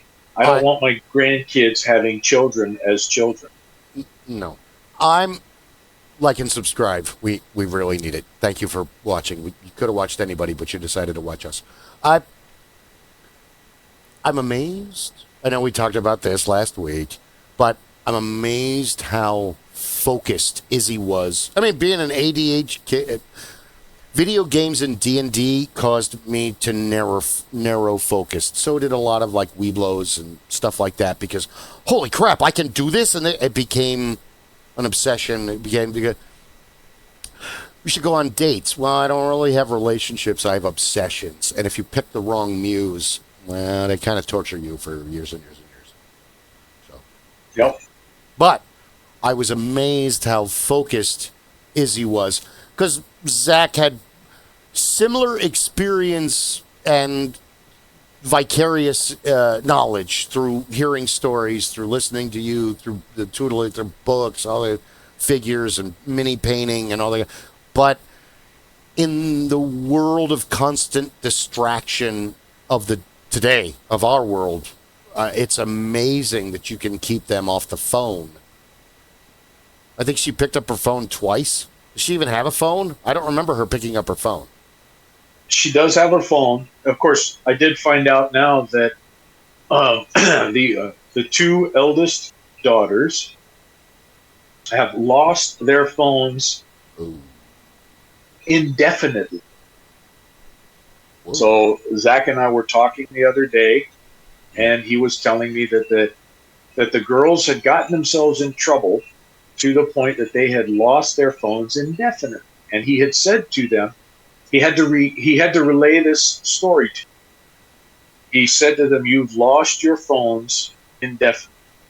He said, they looked at me and they said, "Dad, what does indefinitely mean?" Oh, said, my God. Go look it up. He said, you don't need know to what go look it indefinitely up. means? So I told him, I said, Zach, what you need to do is tell them that to find the definition to indefinitely, they have to come to Papa's house and pick up the dictionary that Papa used to make my sons look things up in. And Clay, this dictionary is a Random House dictionary that was printed 2 years after I was born. Holy crap. It's about this thick. I'll go better. Great big piece, probably weighs a good 10 or 12 pounds. And when my sons would ask me to define the word, I would hand them that dictionary. Oh, that's my mom and my dad, yeah. Look it up, because I want you to understand what it means and what it has meant before. And then I taught them how to use the computer to do the same thing. But Zach you could hear it on the other side of the phone say, yeah, I need to do that. I said, yeah, you need to have them do that. And then they can carry it around the house while they read it aloud what the definition is. That's 'Cause not there good were enough. points I Read 3 in front of that and 4 after it. I'm not satisfied enough yet. I want to hear your voice. I used to make the boys do that. The best the best one, and I know they remember it. The boys used to say at the time that they were younger, one of the popular colloquialisms for when they made a mistake was, "Oh, my bad." And so Yep. I would stop them. First time they said it, I said, What did you say? My bad. Your bad what? Your bad choice? Your bad action? What are you trying to say? Oh, I'm just trying to say, it's like my bad. Are you trying to say that you made a mistake? Yeah. Perhaps you should try and be more eloquent. And they would get a 5-minute dissertation on how it was like Cyrano de Bergerac. Let me give you 10 different ways to say that you have made a mistake. Yes. My let lady. Let me understand. Yeah. It was pardon. The best one, and the one I think Zach still remembers, is, "Oh, pardon me, Father. That was my faux pas. I beg your indulgence." Faux pas. That's good. I like that one. Willow, I was over hanging out with Beth and Chip. This was months ago. And I was giving Willow crap, and she was getting angry. "Okay, bro, I am not your brother. I am your uncle. What kind of weird family do you think that's?" Whoa! And Beth and Chip just started laughing. I'm like, "Don't use the slang, no. I'm not your bro, okay?" And even the 11-year-old laughed, so it was funny, Yep, I do that with I did that with the boys and their friend. So for the poor boys, all of these grade school kids who then, as they went to high school and whatnot, I used to have it drilled into my head. Both of my parents were college educated. My father used to teach college courses, and he taught in the military. He taught courses and things like that. So, my mother was an instructor, was an educator for 20 years. So I was taught from a young age to be well-spoken and as eloquent as possible, because, and I will never forget it, my father said, people will always attribute to you a certain level of quality based more so on how you speak than how you are dressed, how you articulate, than how you your walk. eloquence. So I worked with my sons to do that, and I used to give that same speech to them. And the funniest thing was, when Zachary was 19 years old, I think, he was working for PetSmart. Oh. And he started there. His mother was working for PetSmart. He got a job there. It's one of his first jobs, one of his early jobs. But he had taken to heart the idea of being well-spoken. So much so that by the time he was 20 years old, he was already a front manager. And it was very interesting because he came home and he told me he got the job. And he was very excited. And then he started laughing because they thought that he was like 24 or 25. And he had to explain to them, talk. No. He had to explain to the manager that he couldn't go out and have a drink with him to celebrate this new promotion because he wasn't legally old enough to do so. Dude, I'm like 19, 20, whatever he was.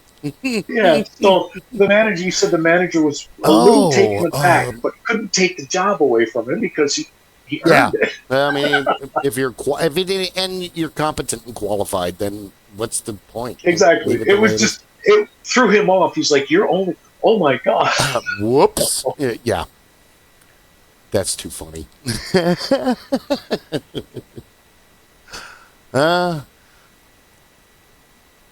Work creates the crossing of boundaries that you're not going to get from what you're talking about from being around the family. For example, we were Beth and Maria and I were never allowed to call adults by their first name, even if the adults told you this is fine. Call me Steve. It's all right. Yes, Mr. Lang, whatever. No, I can't. You don't understand. I'll get beaten for this later. It was very weird, even as an adult, when you turn like 21, 20. Okay, Mark. It's just odd. But on the flip side, do you ever really feel like an adult? Or do you just feel like a kid constantly going like, I can't believe I'm unsupervised? There are those moments. Yeah. I have no one to report to but me. Sorry, those moments. Well, there are moments when I have had to be the adult more than anything else, where I've walked into a room, and it's funny to me now. I was lamenting with my old director and a friend of mine who owns an IT contracting. We were talking the other night about circumstances like what you're talking about, where you have to be the adult. Well, now that I'm the old gray-haired long beard, it's a little bit different, but I have walked into rooms or meetings where I'm sitting with, all the people with the alphabet soup before their names. They've got all the titles, and the senior executive vice president in charge of stupidity, and his second assistant in charge of obfuscation, and this, that, and the other. And I've had to be, I've had to be the adult in the room. They're back and forth. We need to do that. I don't want it. You should be, and your team should. And the lowest man on the totem pole, but chronologically and in the corporate world, time and grade, I'm the oldest person in the room. So I'm looking at an executive vice president, and I'm saying, you just said that we need to do this, this, this, this, and this, right? This falls under you, this falls under you, this falls under you, and this falls under you. Great. You need to do this, get that information to them. Then you take that information, you share it with them. Then the three of you come up with the answer that you're going to do. Then you're going to put the report together. You're going to send it back to her. And then she's going to make the final decision to send it out to everybody in the organization to say, this is the direction we're going. And now you've got this executive vice president. Yes, yes, yes. Thank you. I will do this. And then and I'm just like, my job here is done. I'm going to go have a lollipop and a nap. I'm going to take everything that I just did and put it over here in this could have been an email, not a meeting category. It's just like, you have the role. You have the title. You got that title because you're supposed to make this decision. You guys were running around and having a circular argument like 10 guys trying to herd 300 tabby cats. Yeah. So now I've come in here with an air horn. I blasted it 3 times. The tabby cats have all run for the corner, and you're all looking at me because now I have your attention. Yeah. Here's what happened in reality. Susie and Jen went to complain to Carl because one tiny part of whatever they're doing is a pain in the ass dealing with the system. So Carl and Steve decided to go to Phil and say, hey, this is a real pain in the ass. And Phil went, I am not redoing everything just because they're fucking lazy. Meanwhile, Mike and Albert overheard that, and now they took up, it's time to go to war since they're the same rank as Phil. Is that pretty close to the corporate? Yes, thank you. Yeah. We're done here. We've been doing this since before the 80s. I mean, this is like 1950s bullshit you'd see on, what is it, Mad Men? Oh, yeah. I don't know. Once you put Christina Hendricks on I'm just... See, I love it because those are the moments when the fire service comes out. Because, you walk on scene, you've got 3 minutes to figure out what the hell's going on, and everybody better know their job. And there's always one person in charge, and that person is either the medic if it's a medical call, or the captain or battalion chief if it's a fire call. And they take it on, and that used to get drilled into my head. So I walk into these rooms, I walk into situations, and it's like, all right, I just assessed this. I don't have a battalion chief. I don't have a captain. I guess I'm the medic in charge. all right, everybody shut up, do this, and let's do it. No problem. I've been playing role-playing games since I was little. I know exactly what to do and say.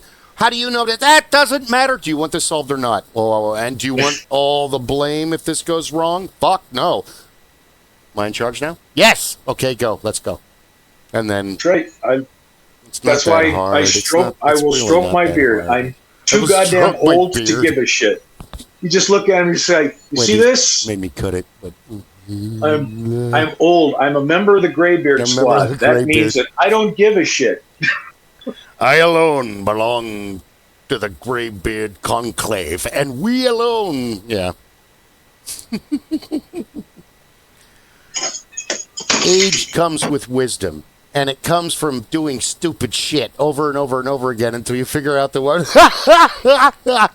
Where's your staff? I got a staff around here somewhere.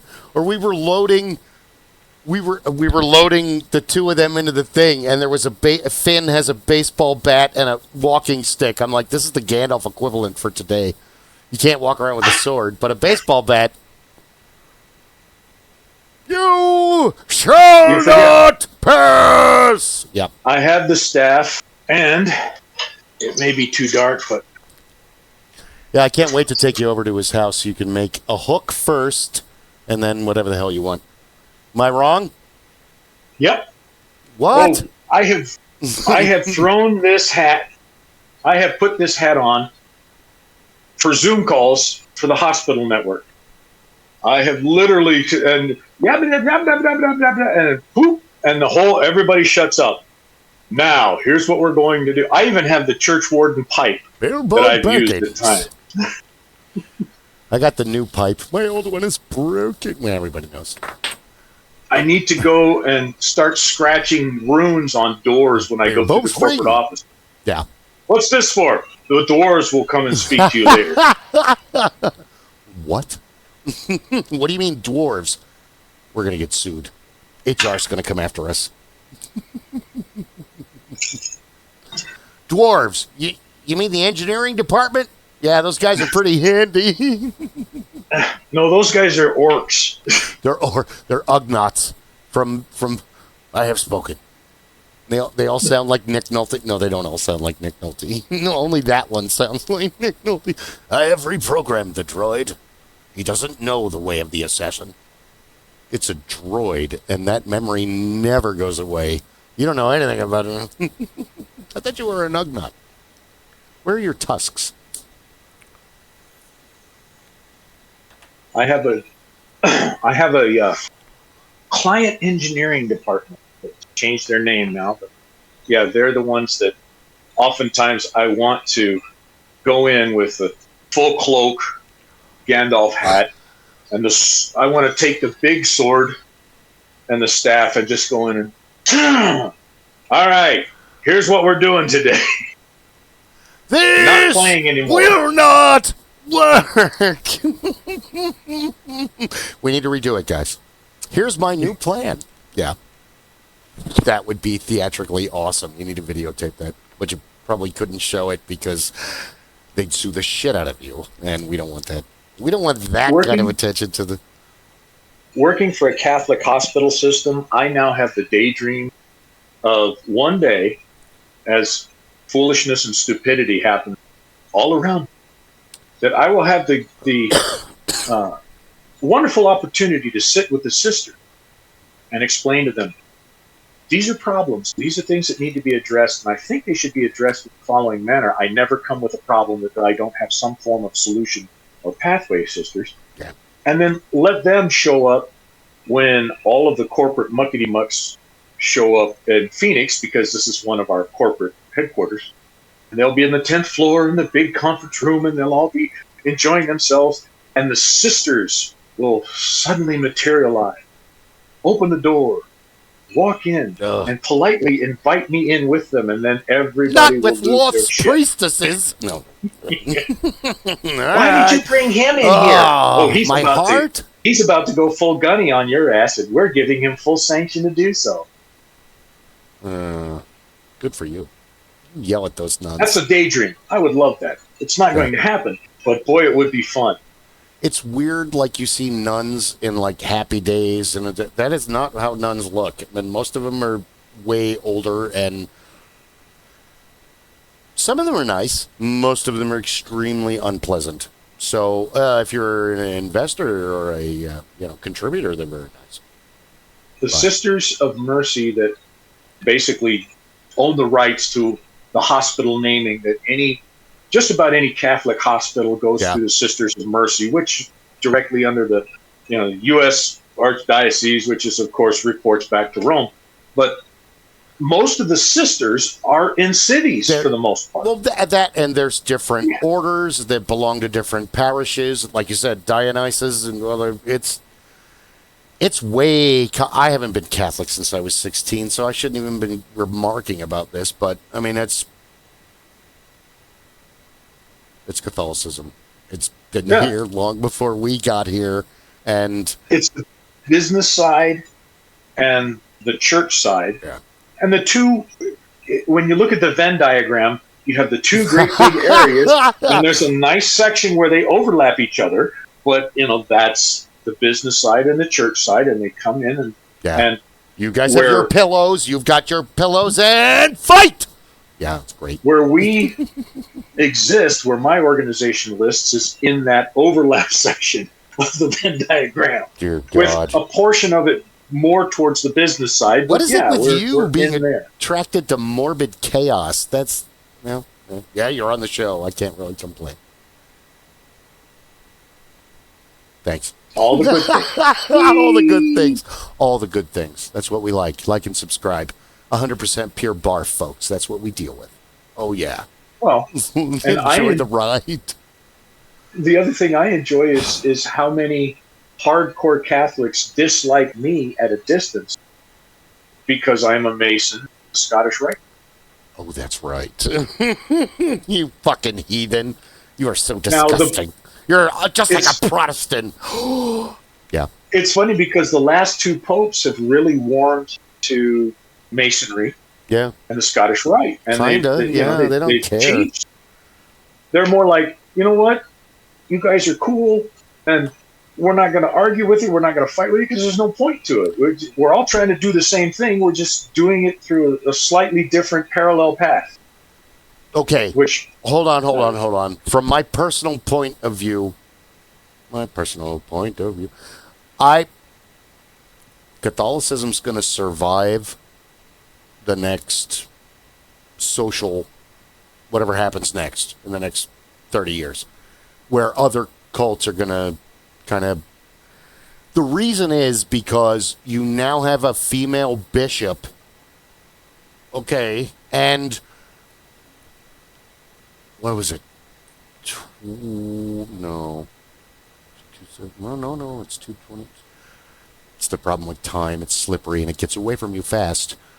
Decades ago, they came out and they said, if there's aliens, God created aliens. Well, we're just making a bigger fishing net, huh? Okay, here we go. So,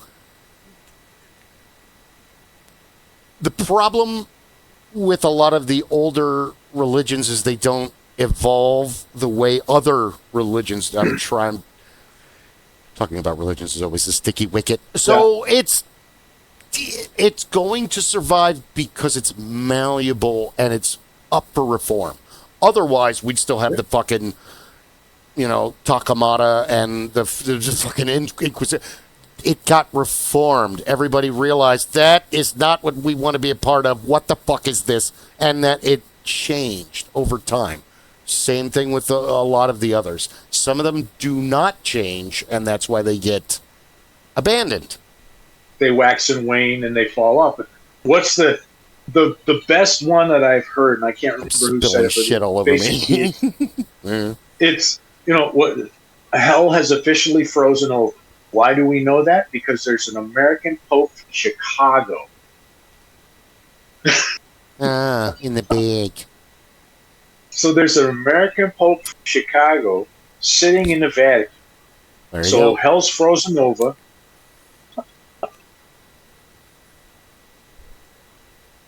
Chicago's a crazy town.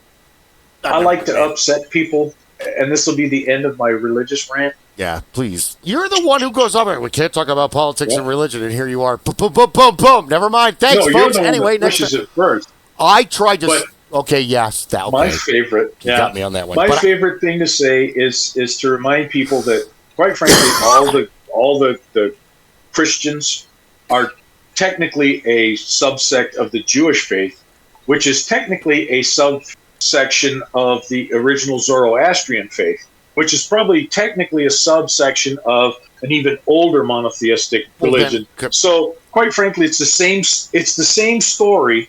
It's the same song. We're just giving it a little different tempo each time. So it's a good idea. It's held on for a long time. It's a great idea, but everybody puts their own twist on it, like a game of telephone over millennia. The reason Christianity was so easily digestible is, hey, you slaves that are being beaten and whipped and doing all the work, and when you die, you're going to be equal to the guy that's beating the shit out of you and the guy who owns you. What? So it's the greatest con going. I'm going to sell you something that doesn't exist in a pyramid scheme, and and he needs cash. Like George Carlin said, God's bad with money. He needs cash. No, first of all, fuck you, and I love you like a brother. But I can't sit here and give you all my crazy theories, and then you go turn around and say, oh, well, you brought it up. Well, yes, I did, and you're right, but you don't have to point that out. No, but that's the fun part, is that we can talk about it and have a good time with it without losing our minds. And besides, the televangelists have got the right idea of how to deal with the money, right? When we talked about that, one religious father says, I throw the money up and everything lands on the left side of the line is God's, right side of the line is mine. Well, I draw a circle, throw it all up, everything lands in the middle is God's, everything that lands outside is mine. Televangelist says, I throw it up in the air and whatever he catches, he keeps. Yeah, what are you going to put your odds on, folks? Comment below. And with that, now we can talk about religion in Dungeons & Dragons. Please, let's do that. I like to pick a neutral good character because religion always comes down to alignment, unfortunately, because D&D is really not that far from playing Yahtzee and Bridge all together with Stratego and Risk going on in your mind. Yep. Excuse me. But also there's extra dice, and you have a shit ton more friends than you could have, hopefully. You can have up to 2-3 players. How am I supposed to utilize all the character classes if I don't have at least 10 people with me and the DM? Okay, 11, 12.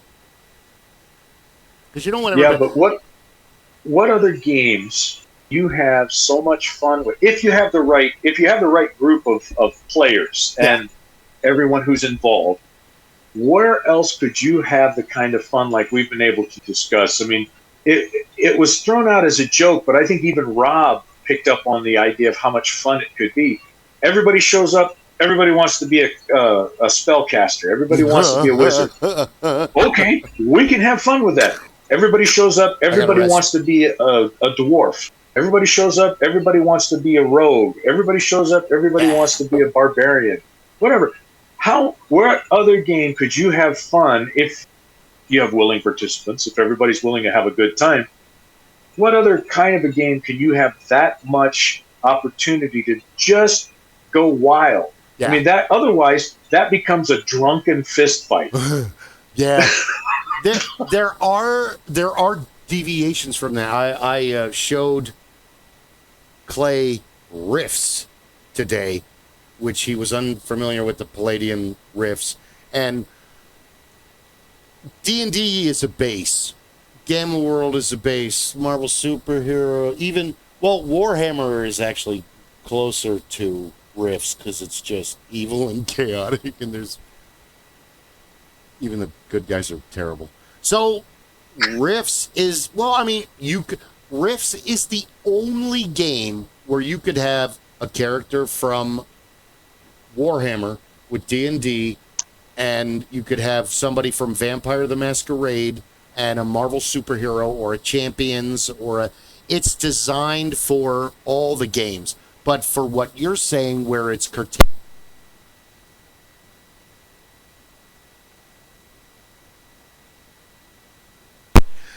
Tesla, we have forsaken you, and Morgan won, and we still have chords, and I am a clumsy ox. So, no.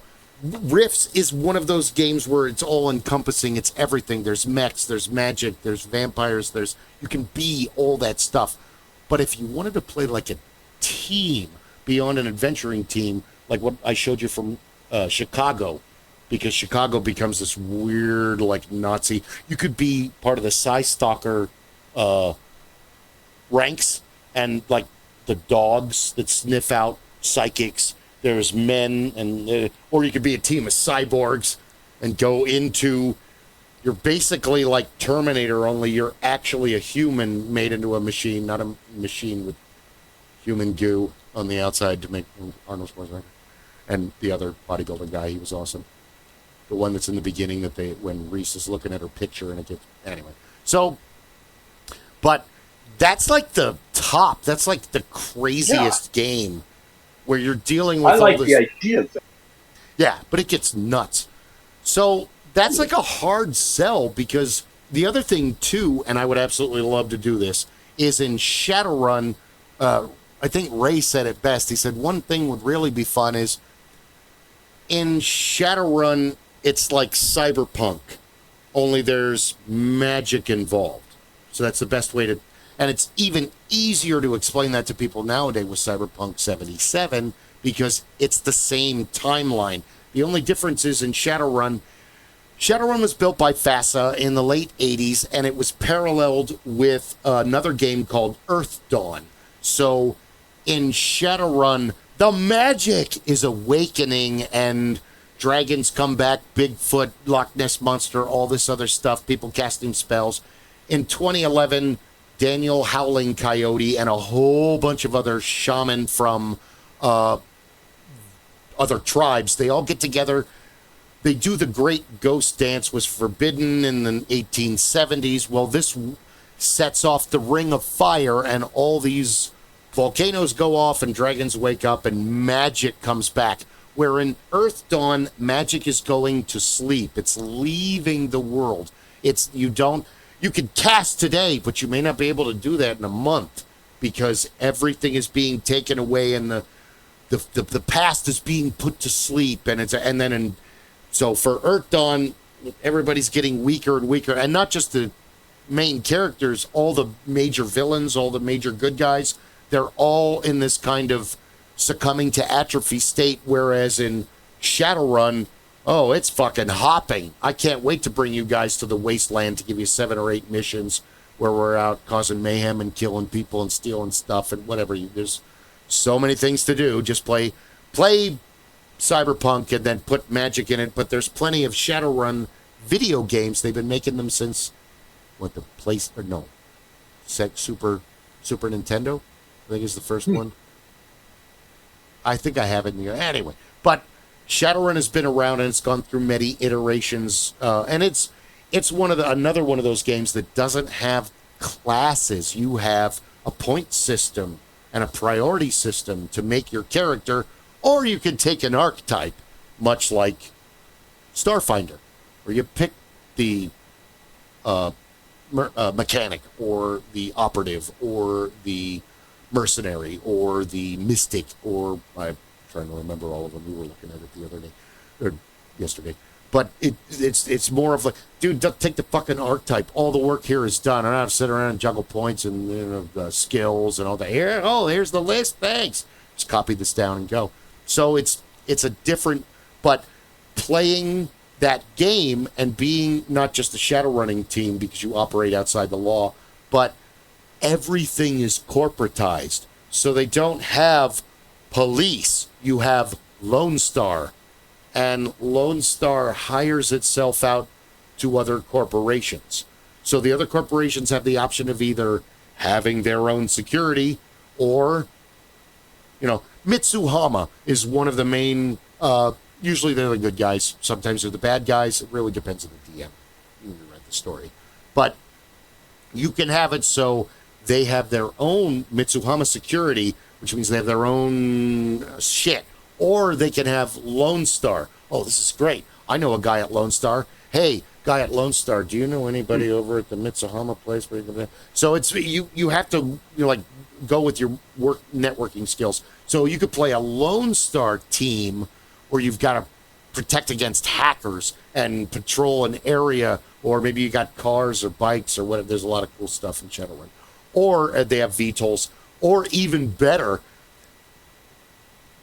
they don't have like county medical anymore, or all that stuff has been privatized and corporatized. So they have Dock Wagon, and Dock Wagon is multiple levels to what you pay into or what your insurance carrier pays into.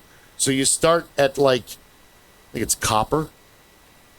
They get copper, brass, silver, and you get to gold. Once you get platinum, you're paying like a million new yen every couple months for this protection.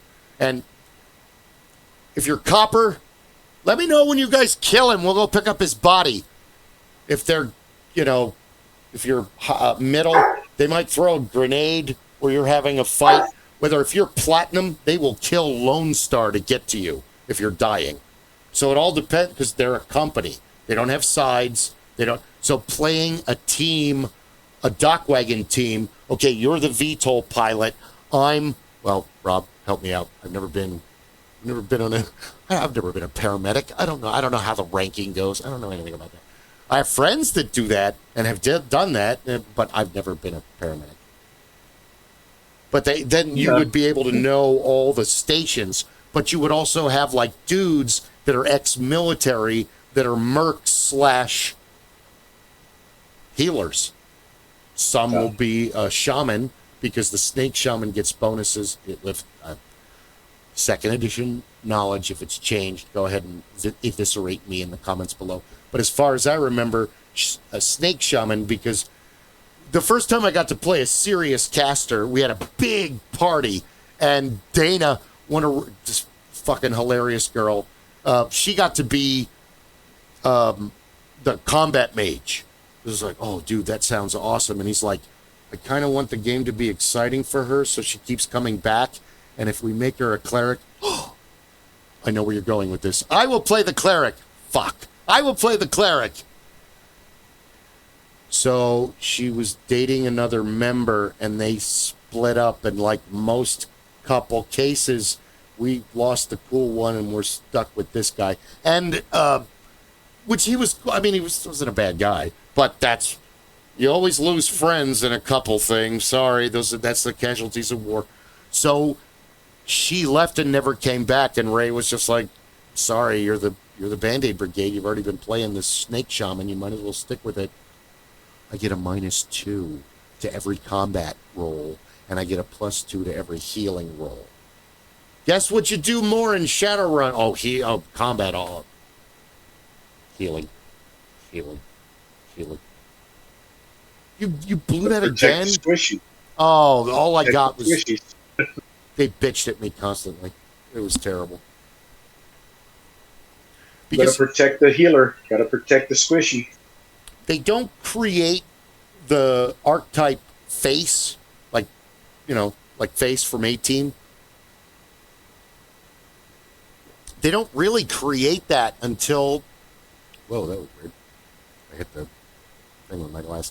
They don't create that until like 3rd edition, 4th edition. Then you start having the actual archetype face. Before that, you either have to make one with the point tier priority system. With if you pick A, you get this. If you pick B, but first you have to... Well, if I'm going to be a face, I can't be a caster. I'm going to have to be meat, because I'm going to be metal. You pick meat and metal, or you pick meat for, you don't want to be using magic if you have a lot of cyberware. They even made a burnt out mage archetype in the very, very beginning iterations of the game, and it's like, why would you want this old has-been with you who has to be mostly cybered, and the dude is constantly going to He's going to constantly be going to the chop shop to talk to his street doc to get recalibrated because, hey, I overloaded my old circuitry again. Can you give me a tune-up? Dude, we've talked about this. Your shit's out of date. All I can do is basically debug your system, restart it, and hope for the best. Okay. So that's basically what the character was being. So you kind of want to pick if you're going to be all cyber or if you're going to be all magic in Shadowrun when you're creating a character. But most of the time in the past games, you either took the bodyguard archetype or the street Sam archetype or the former corporate guy archetype, and you kind of added the skills that this guy was going to need to be a face, to be effective. But he already had to have a little bit of a corporate background. You can't take a merc or a gang member or a nomad or one of these like characters who's never had any corporate. You gotta have at least a level 3. Level 3 in Shadowrun is average. You have an average knowledge of this. You have 3 dice to roll, and you're hoping it's an average target number, 1, 2, 3, because it's all 6-sided. 4 is improved, 5 is superior, 6 is human maximum. The other problem with Shadowrun is you're dealing with dwarf, human, elf, orc, troll. And the way the game's designed, I'll let you all know, and the best secret is a DM 2nd edition. Orc is the best character across the board. Orc has the least amount of negatives and the best positives. They have a higher body than humans. They have a higher strength than humans. Their dexterity is pretty average. Their magic is the same. Their quickness is the same. The only difference between an orc character in Shadowrun and a human, besides having the tusks and extra hair and being lumpy and generally not appeasing to a human, but looks don't really matter because Shadowrun's based on coolness. You could be picking your nose, standing on the corner, as long as you look cool and you get all the, hey, that guy's awesome. He's picking his nose on the corner. So it's a different kind of, there's a lot of society and street cred in it. But the lowest minus the orc race has in Shadowrun is they can only naturally reach a 4 in intelligence.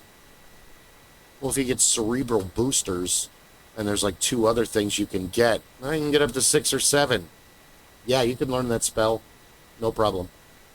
So you have to have it tuned every couple months or weeks because you're overloading it with energy from the astral plane and the prime. It's jumping from the ethereal plane and the astral plane into the primaterial plane via your body as a conduit. So yeah, you're gonna need to redo your eyes and your whatever cyber or bioware you get from time to time, because trolls.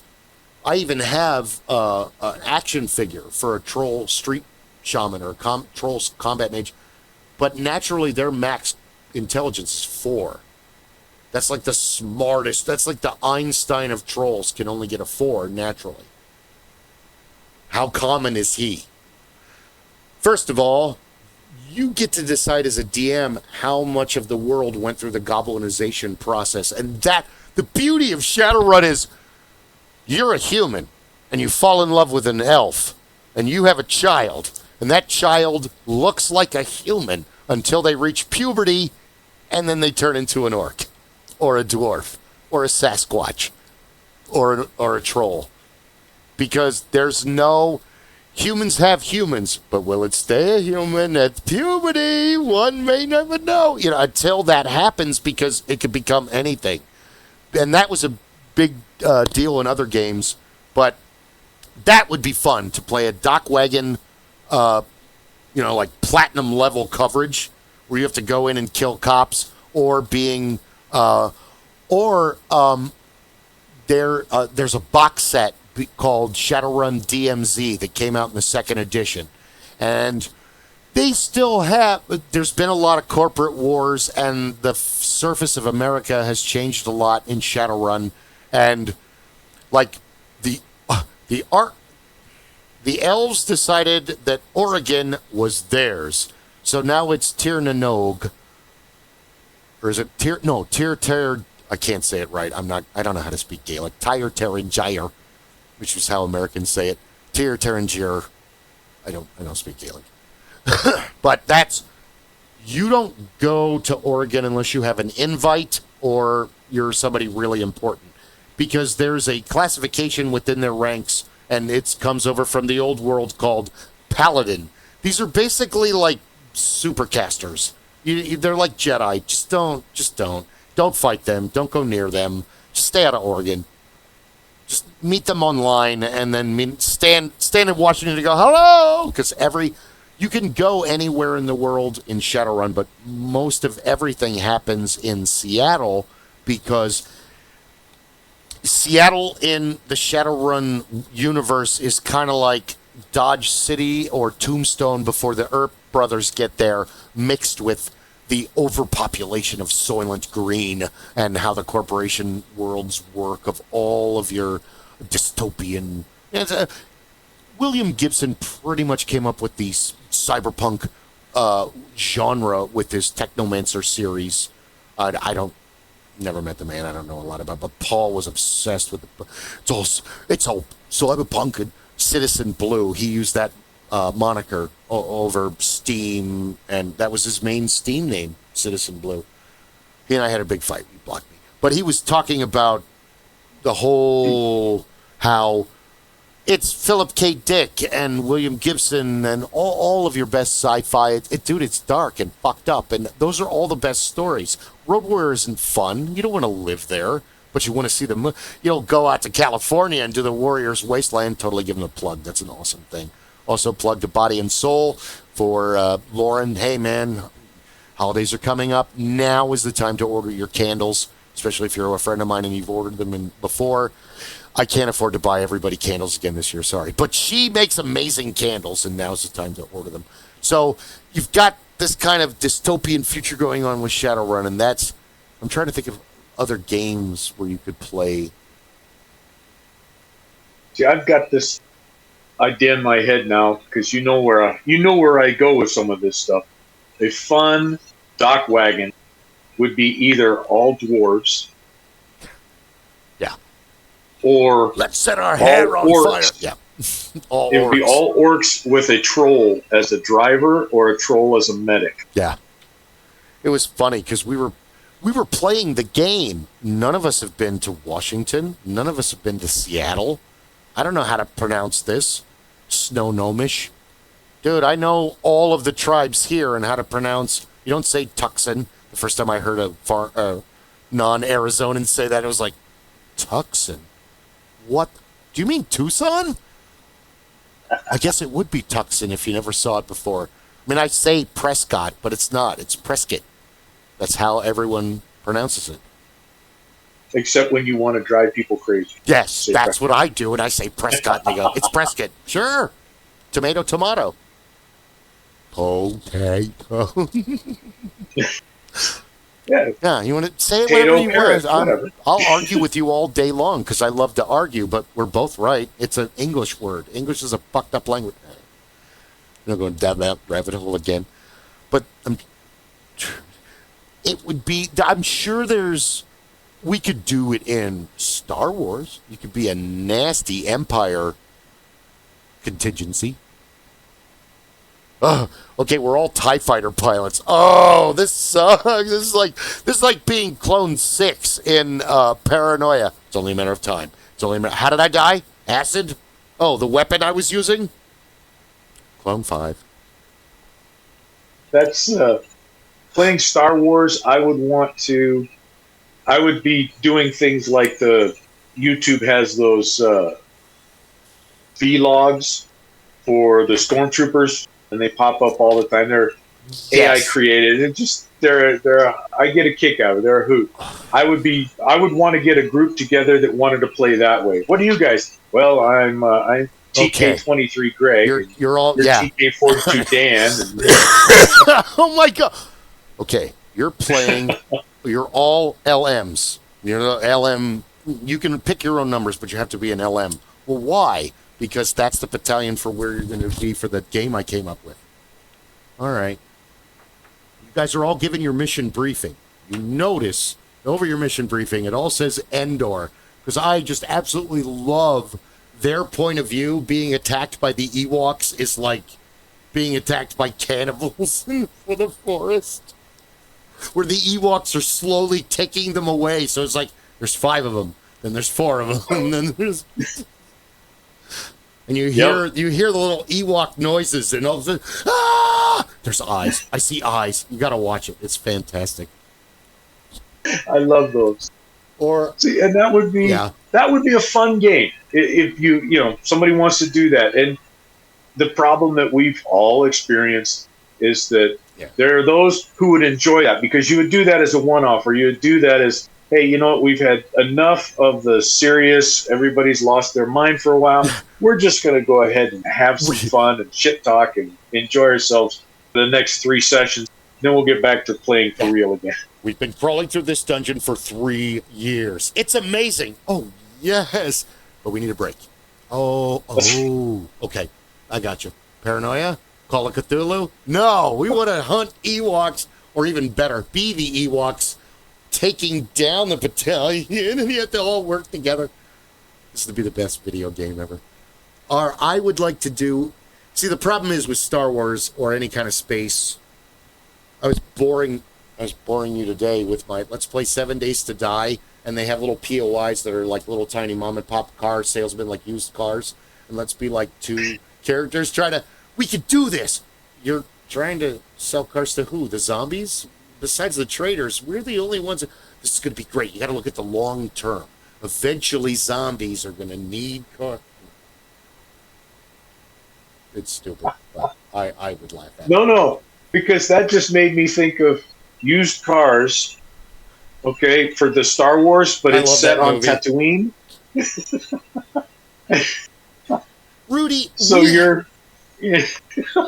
so you have to deal with the Jawas, and you have to deal with the Empire, and the Tusken Raiders. Doesn't want to be on this far-flung place. Jabba's Crime Syndicate and Mos Eisley, and if I was okay, honestly, if you said you're all going to be on Tatooine, oh God, hasn't that been overdone tonight? But you're going to be tax collectors for the Empire.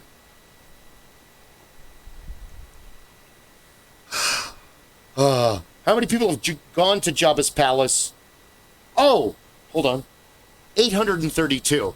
How many have returned? Still waiting. Yeah, that's right. What? Well, there's no numbers. 0? How is 0 a good number? Why are you happy about that? 0 is only a good number when you say, well, how many died? 0. That's good. Not how many have returned. 0. Don't wait, remember, 0 is not a number. It's a placeholder. It's great, yeah. 42. Whatever you want it to be. Now you got me thinking. Because there's a Rob said the possibilities for Starfinder. I know he's hopefully still watching. Yes, he is. Rob, you said the possibilities for not you, Rob, the DM Rob. Jingo. Jingo said that the possibilities for Starfinder were limitless because it's basically D&D in space, which technically makes it Shadowrun in space, or I don't know anything about Traveler, so I don't have a point of view, and that's not fair to do to Star Frontiers because it was so 1982. Dude, we didn't have the internet then. You barely had dial-up. You had BBS. And that was... BBSs, even trolls existed then. Mike Clark, who was a very good friend of the circle and an amazing guy, is the king and god of trolls. Gloom Pixie. And he would log on to BBSs. He would find them randomly and type... handguns kill babies for Jesus. And then he would leave that BBS server, which is a whole bunch of nerds geeks yelling at each other. And then he would come back 2 weeks later and he said there would just be 400 responses of people screaming at him. And how could you say that? It says in the Bible the babies and Jesus would never own a handgun. Okay. You know, he beat people out of the temple, right? He had a whip. That's basically the snub-nosed 38 of its time. It may kill you, but it's really going to hurt. These are, high-velocity, low-density bullets. You're going to feel them long after we take them out. Oh, my God. High-velocity, low-density rounds. That's what I meant. Close enough. Or you could use a 1911, which is high-density, low-velocity. Yeah. Ooh. Oh, let's do D&D. This would really suck. So we take your character and we go the background of the night. And let's say some of us survive what Rob set up through, well, it's Castles and Crusaders, but that generally... Okay, it's D&D version 2. It's release 2. No, hold on. I'm building a whole new epic in my head. So now, sorry. So now we start another game. This is for hypothetical along the line of the grouping into tabletop RPGs. So you're all purple dragons. You are all knights of it just went out of my head. The purple dragons, the one that fight the red wizards of Thay. They're the good guys of... Yeah. What? God damn it. I hate my brain. Couldn't tell you. I know. Well, no, it's all for sideways, not depth. This is linked to that. Wait, we need the definition of this. File not found. Cormyr. I didn't need to type it. The purple dragons of Cormyr are cavaliers and paladins that fight the red wizards of Thay. Now, the red wizards of Thay are predominantly shown in... she's the main villain in Dungeons & Dragons Honor Among Thieves, which is a really good movie. If you haven't seen it yet, go see it. Not a sponsor, though. We'd love it if they'd sign up. But it's not... The first one with Jeremy Irons was... Well, there was D&D involved in that movie, and Marion... There was a movie. It was a movie. But... characters don't normally run around. I'm a 10th level wizard. That never happens in a campaign. I've been playing forever. And now the DM will tell you, you're thinking he's about a 5th or 6th level wizard. Maybe less, maybe more. What do you know about wizards? Well, not much. We have one traveling with us. Okay, how many spells does he know? And what level is he? Okay, that's your point of reference for wizards. How do you know she's a witch? That's because it's like I said when we were playing the last session. I know this, but my character doesn't know this. I know that a wraith is a terrifying thing in D&D, but my dude is only, and I know what fire, magic, get a holy symbol, but my dude is 5th level. He doesn't know anything about this is like facing Maximilian in the black hole. This is nothing you're really prepared for. Oh my God, I'm mincemeat. Firing the gun as you run away. But playing a battalion of, because you're all healers, but it's okay. Let's say Clay, he's the leader of the order, and he's the highest ranking of all of the Cavalier and Paladin. So we go, okay, where do we go? Well, this is what we were told to do, and the last known location. Sorry, mouth doesn't always follow the brain because the brain is fast. So we should probably scout out in this area in a spiral and find out where I think that would be fun. Or even more wild, you're a group of Thayan wizards and you have to, like Sophia does, and you have to pretend to be part of... But you saw how well that worked. They're kind of like Unisouls. Their soul belongs to a lich. They're not much for conversation. They're just kind of there, like she was. Because everyone's like, she was just like sitting there. So she's dead! Yet she walks around and has access to all of her spells. She's a demi-lich. And then there is a lich. What's his name? I can't remember the name of the character. He is in the Forgotten Realms lore. He's an actual... Yeah. There's many NPCs that are part of their lore and part of the thing that I don't fucking remember what their name. And I've read a lot of the books, but I can't remember everything. My head would explode.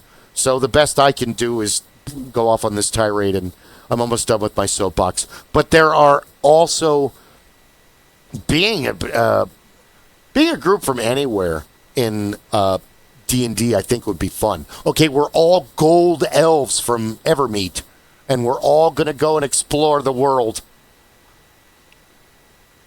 We're all casters.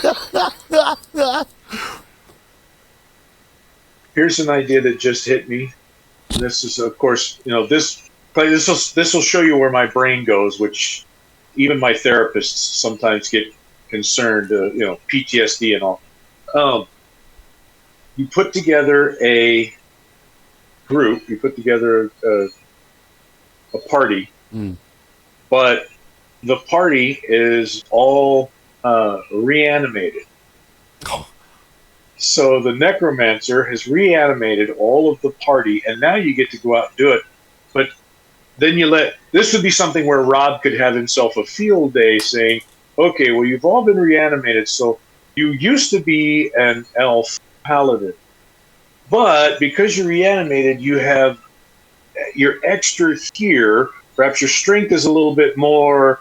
Maybe you're able, but your movement is a little bit slower, and of course your charisma is very, very low. Hold on, you're onto something here. And for those playing at home, you're basically, if you play World of Warcraft, you're like a Death Knight, or in modern terms, you'd be a Revenant. You'd be a Wraith. You'd be a reanimated version of yourself. But you bring your entire party. So you've got, we've got a halfling, we've got an elf, we've got a barbarian, we've got an orc, we've got whatever, and everybody gets to play. Okay, I'm intrigued by this. Go that ahead. way. And that could be, you could have a really good time, especially if, Rob could really drive the party crazy by saying, okay, you've come out of the dungeon. And you've accumulated all of this wonderful wealth, but you're all reanimated. The necromancer has reanimated you, and now you have to go to town. And you have to, half the battle might be just being able to navigate town as a reanimated character. So now you don't look like you used to look. You're not a zombie because you're able to articulate, but you're a reanimated whatever. Well, you could really have a field day with that, and if nothing else, that in your fertile brain could make for one hell of an interesting tale, a fireside chat. I spent a lot of time sitting in my room making up stories because I got in trouble all the time. But that could be a really interesting. That could be a really interesting story arc, if nothing else. Even the other side of it is. And Rob, I know, if you're listening, you are more than welcome to have this as a side quest somewhere where now you have a party that's going out and they have to find this reanimated party for whatever reason. You add in whatever you want to bring them into a current, a current game that somebody's playing. And now you've got this reanimated party that's not necessarily evil, they're not zombies or anything else. For whatever reason, now you're interacting with this group. That's we should have like Derek or someone else write a story about that. So here's my question, and the reason for the pointing finger. Do you have DM Rob, the game master, play the warlock or necromancer that reanimated the party, or do you give that responsibility to one of the players?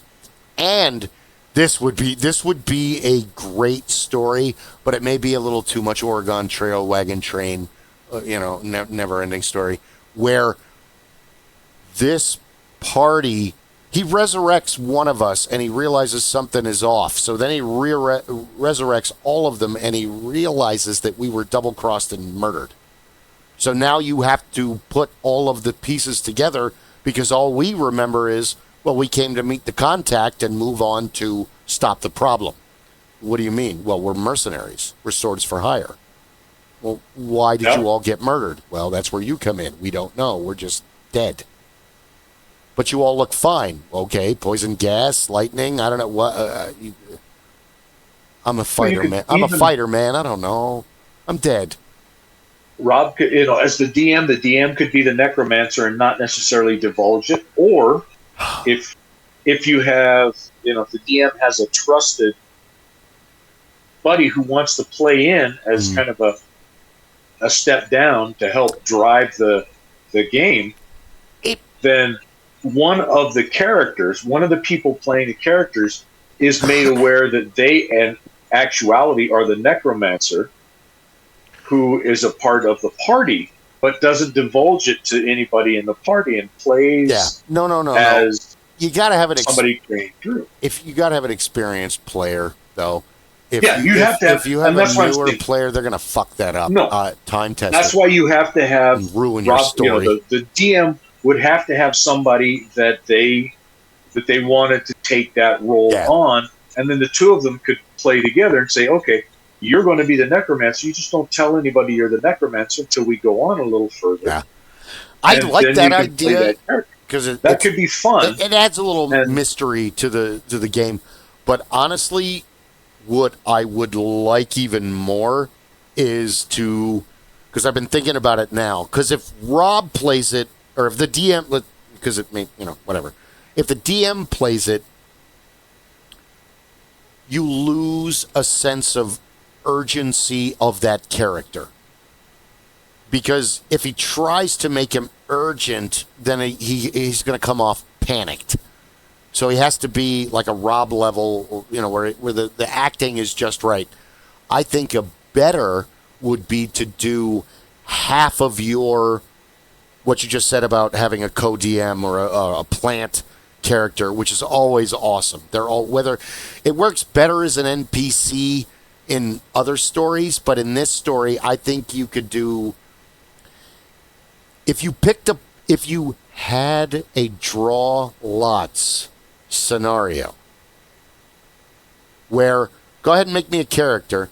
Everybody make a character. Okay, we spend a whole session making a character. Okay, now pick one. Pick one. What is this? Just pick one. Okay, you picked it. You're the one. You play two characters. What do you mean? Well, you're the character you made, but you're also the highest ranking necromancer in the battalion that you were in the hired the mercenary, whatever the scenario is. So now you have to not only track down and wander around the Forgotten Realms everywhere. You have to find the people that killed you, but in the meantime, you have to constantly go to battlefields and graveyards to get fresher parts for your constantly rotting. I mean, they're a revenant, but if they're going to be corporeal, they're still going to have arms, legs, torso, and those are going to get broken, lost, beaten to shit. What did he say? I don't know. His jaw has been gone for like last couple battles. We got to get him a new jaw. So you have this it makes it more like doing the video survival game thing, where, or even better for playing a space game because you're constantly running out of fuel wherever you go until you get a certain level and you get those spaceships that just run up the universe juice. But you've got that aspect of, okay, we're going to go over this place and go over that, but we've got to cultivate some bodies before that. Because even in the video game World of Warcraft, I don't know if it's the same anymore because all of my World of Warcraft knowledge is pre Mists of Pandaria. So you could play one of the Death Knights or even one of the undead, and you could eat the bodies and restore a lot of your health. No, it was in from the beginning of the game if you played one of the undead. Because that was that kind of made me sad. You could play it undead, and all I started thinking about was all the evil races as undead, like minotaurs and no, just these humans in this one area. It can't be like an orc undead or a minotaur or a troll. No, just human. Fine, I'll be a filthy human. I'm in one every day. Why would you put humans in a fantasy game? We're humans all the time. What makes it more relatable? Fantasy! There's nothing more relatable than fantasy for most people. So, that would be fun. But yeah, if you made it so that they were falling apart and said, oh God, we got to get to the next graveyard. Because Steve, I don't think he has any vertebrae left. We're literally carrying him in a bucket. I'm fine. No, dude, you're like in bad fucking shape. We're just going to throw the bucket at the next orc we encounter. Oh, shit! Oh, ooh, oh. How much damage did he take? Oh, no, Steve's fine. The orc, though. That was a natural 20. That guy's unconscious. Looting. Steve now looks like an orc, but he's happy. And the orc has a bucket. The edge of a bucket in his cranium now. I feel happy! Because other than that, you're also in an aspect of games that are designed for you to be all the same team. Like Boot Hill. Most of that shit is, we came to town to deal with the such and such gang because they're cattle rustlers and hombres and assholes and blah, blah, blah. So you're working as, it's like Red Dead Online it's fucking Boot Hill. It's Boot Hill from TSR from the early 80s. It's a fun cowboy game. Just enjoy it. Have a great time. Same thing with Gangbusters that I went out on my way to get the boxing. I need all the TSR games. Okay, I have them, but I still have no one to play with, so this kind of, except for like 3 people. And then we all started getting together, so it's like, thank God I could talk you all into playing old games that no one wants to touch anymore. But now there's the retro. These are great. Well, actually, they kind of suck, but I'll make them better. It'll be okay. So it's the same kind of thing where Gangbusters, it's one of 2 different ways. You're either part of Elliot Ness's arm of the Untouchables and the G-Men and hunting down different bootleggers, rum runners, mafia. It's designed to be a 1920s going after the Al Capone, oh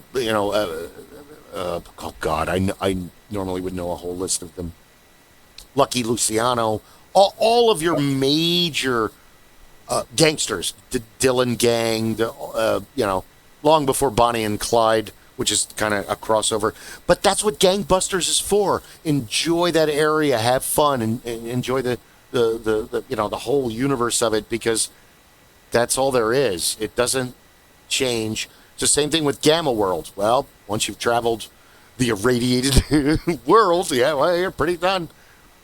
It's like, okay, playing Fallout 76. We've done all the shit. You want to do it again? Who's up for round 2? It's kind of what it's like. You were talking about Riff and how, basically Riff sounds like it's a crack of every game out there where you have the opportunity. Anybody likes whatever game system, you can pull them all together into a common game. So this guy likes Dungeons and Dragons, this guy likes Warhammer, this guy likes this other game, whatever the case, and I can bring all of your characters together into a dynamic new place where nobody has necessarily a superior advantage or an extreme disadvantage beyond what as the game master I've cobbled together, so you can all play together, have a good time. It's a great opportunity. That struck me, and an idea struck me, is to take a group. And the vision I had in my head was that you take a group of either Dungeons and Dragons characters, or you could take a group of Boot Hill characters. You could take a group of, a conglomeration, a mix. What do you want to play? Yeah, what do you want to play? Battlefield? You want to play? You drop them into Top Secrets. They're fucked in that game. No, I would drop them. Quite frankly, I would drop them into Office Space. Oh God! They suddenly come through a door, and all of a sudden, they're in Office Space, and you get to throw all those characters at them, and they have to negotiate. We're playing Cyberpunk. You live in Dark City, and just pick one. Okay, that's weird. Somebody's driving slow down my street and stopping in front of my house.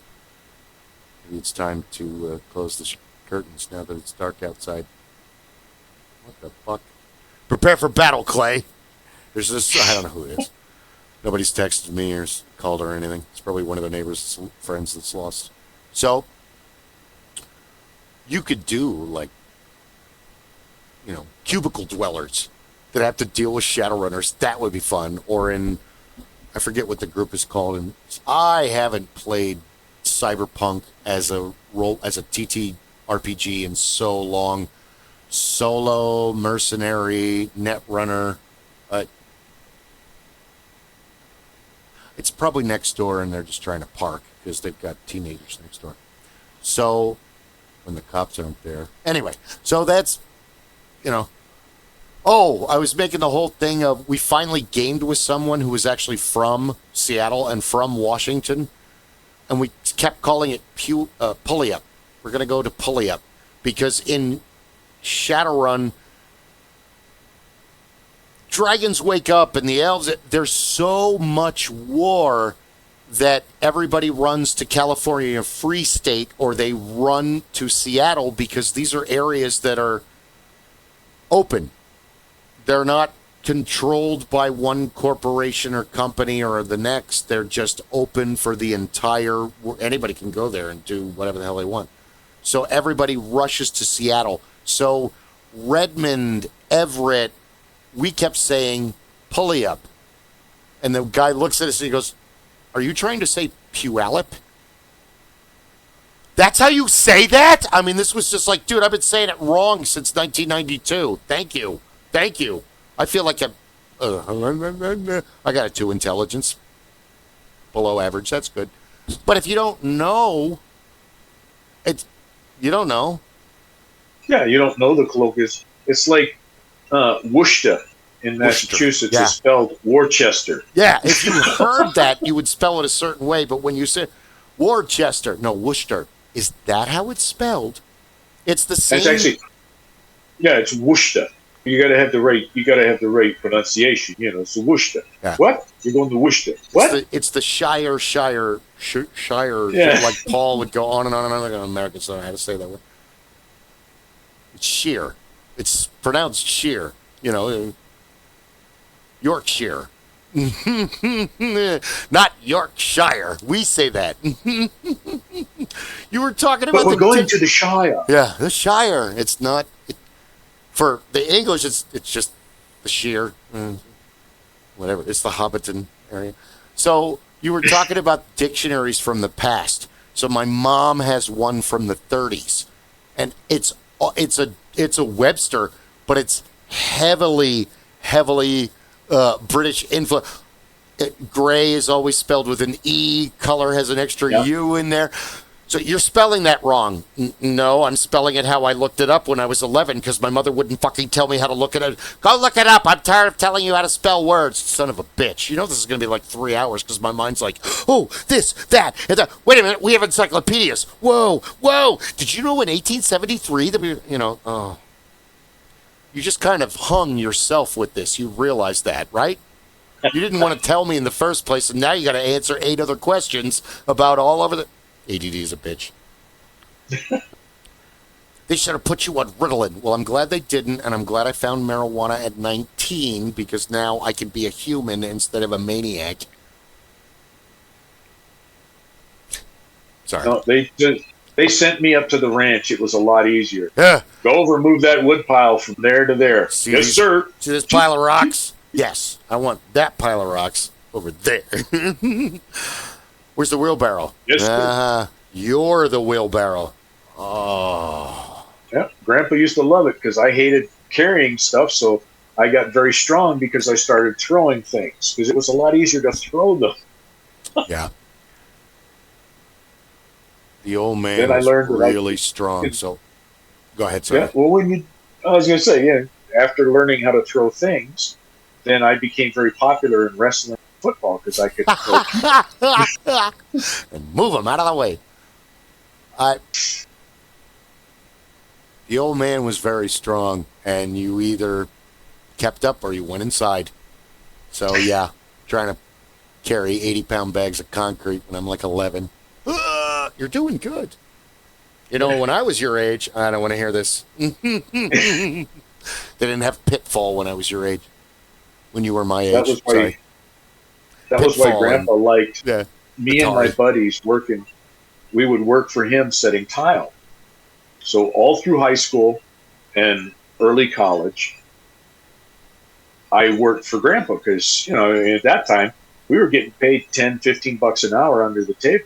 I mean, we were making bank Good money working back for then. him. And he loved having great big gorillas around because, you know, you're carrying in the big sacks of mortar. You're carrying in boxes of tile. Grandpa would have hand trucks. And it just got to the point where I'd have me and 3 or 4 of my big gorilla buddies, and we'd be carrying in 4 or 6 boxes of tile, setting them down. 4 sacks of concrete and setting them down. And Grandpa would just be standing back, relaxing, and you know, the project manager would be there, and some of the other crews would be there, and they'd all be asking. All we ever saw was him talking and then pointing as the gorillas are emptying out everything from Grandpa's van. Yeah. And years later, he told me, yeah, those guys used to always ask, where the hell do you find these guys? So I create them. I create them. Yep. I get them when they're young. I take them up to the ranch. I work them all like this, and then they become perfect mules. And they're fucking huge. And then I have them move cement and iron and whatever you got. Strong like bull, dumb like ox. Yes. Where do you want to move? I well, here. I moved there. Being a preteen and a teenager, nothing was more unsettling. What are you doing? I'm watching cartoons. Well, I need you to come with me to Home Depot. Okay. Oh, no. What are we getting? We're getting this. Why are we getting that? Because your mother wants me to build. That's how it all starts. Because otherwise I've been looking at this, and I think we can improve it. Or I've been looking at this, and we got to get rid of this, and we got to start all over. And then So it was always, you need to come with me. Well, why? Well, your mother had this idea. Forced labor is the secret ingredient to getting the job done. So having to haul block, bricks, cement. Oh, hey, it was when I was 6, 7, when we lived in Tempe, and he worked for Channel 3, because he only worked for Channel 3 for like 3 or 4 years. And then he immediately got a job with Channel 12. So he went from ABC to NBC. So what are we doing this weekend, Dad? What are we blah blah blah blah? No, I'm borrowing a truck from work. Crack of dawn, we're out in the middle of fucking nowhere in the desert, grabbing river rock. Cool. Watch out for snakes and coyotes. Okay. Picking up rocks as big as my head. I'm 7 years old. Yeah, that was fun. Now I look back and thanks. You know, gave me the work ethic that I didn't even know I had. But back then it was like, this is worse than prison. This is torture. You're a slave driver. You're not a... Meanwhile, now you know how to pour concrete. Well, yeah, but I can't finish it like you can and make it look like a mirror because, well, yeah. You're an expert and I'm a novice. Yeah. I got to go to the workshop. Grandpa would take you up to the ranch, open up the workshop, and here's 100 years of history stuffed into this, 40 by 40 building.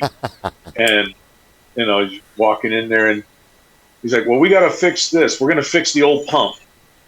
We're going to go and fix we're going to fix the fence line. We're going to go do this. We're going to go do that.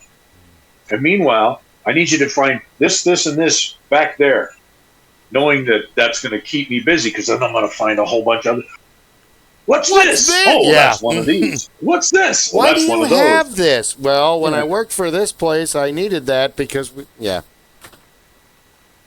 the old tractor. We go through that. Here's the old tool. I still have tools in my toolbox for a 1919 Ford tractor and a 1948 Ford pickup. Yeah. I have the owner's manual around here for the 48 pickup.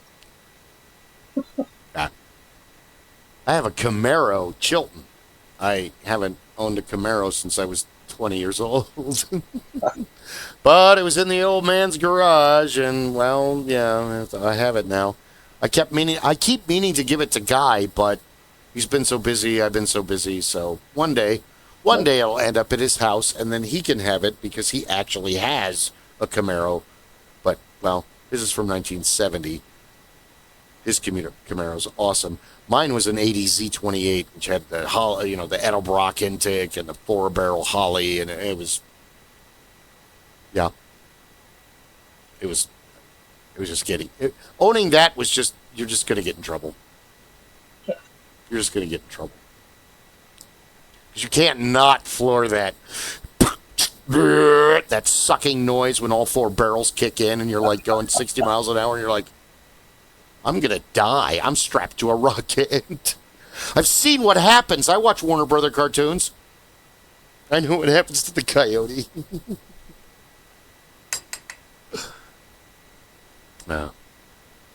Grandpa's daughter had, well, You mean your mom? not his daughter, but his daughter had a Camaro.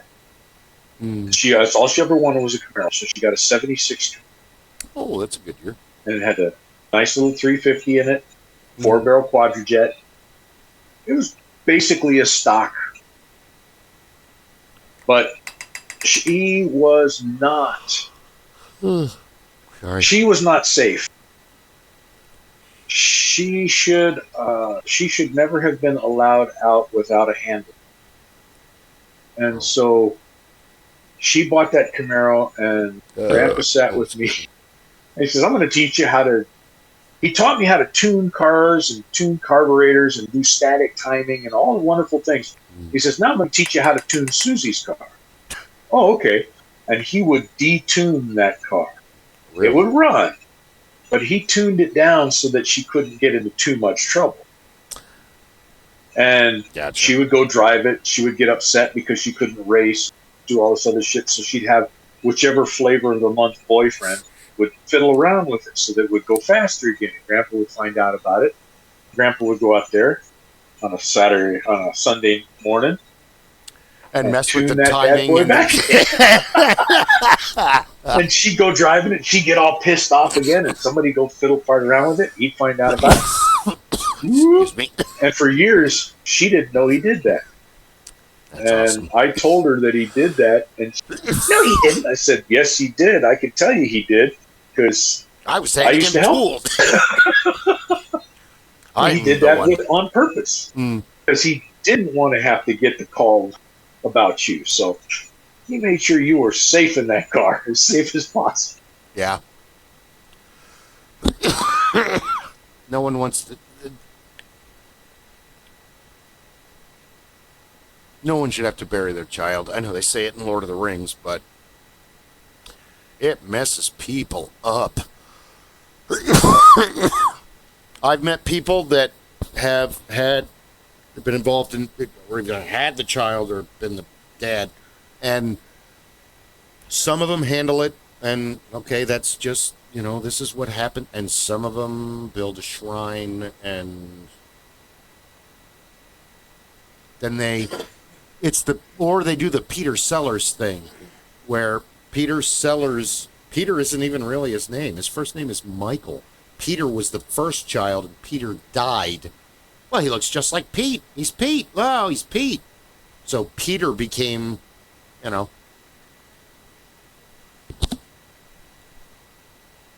so yeah. it messes people up when they lose a child. That's why it's like, wouldn't you love to go back to during the Black Plague and watch people lose like 6 of their 8 children and have to go through that? Fuck no. And there's no soap or antibiotics or hygiene. The closest I want to get to that time is watching Holy Grail. Or one of the other time period movies where you're like, that's how it was, that's accurate. You want to go back? No, I would die because I'm only accustomed to living in this time period. I don't even speak the language. You're seeing it in English because it's a movie. But back then, it would all be whatever the hell they're speaking. They're speaking German. Do you know how much German has changed in the last 800 years? Or even English? Do you know early Germanic? Yeah. Do you know Germanic with the early Russian mixed in with it? Do you know where they are with regard to the Germanic language that they were speaking? Yeah. Okay, these dudes are basically Prussians, and then these are the Bavarians, and then these guys are the yeah, it's a nightmare.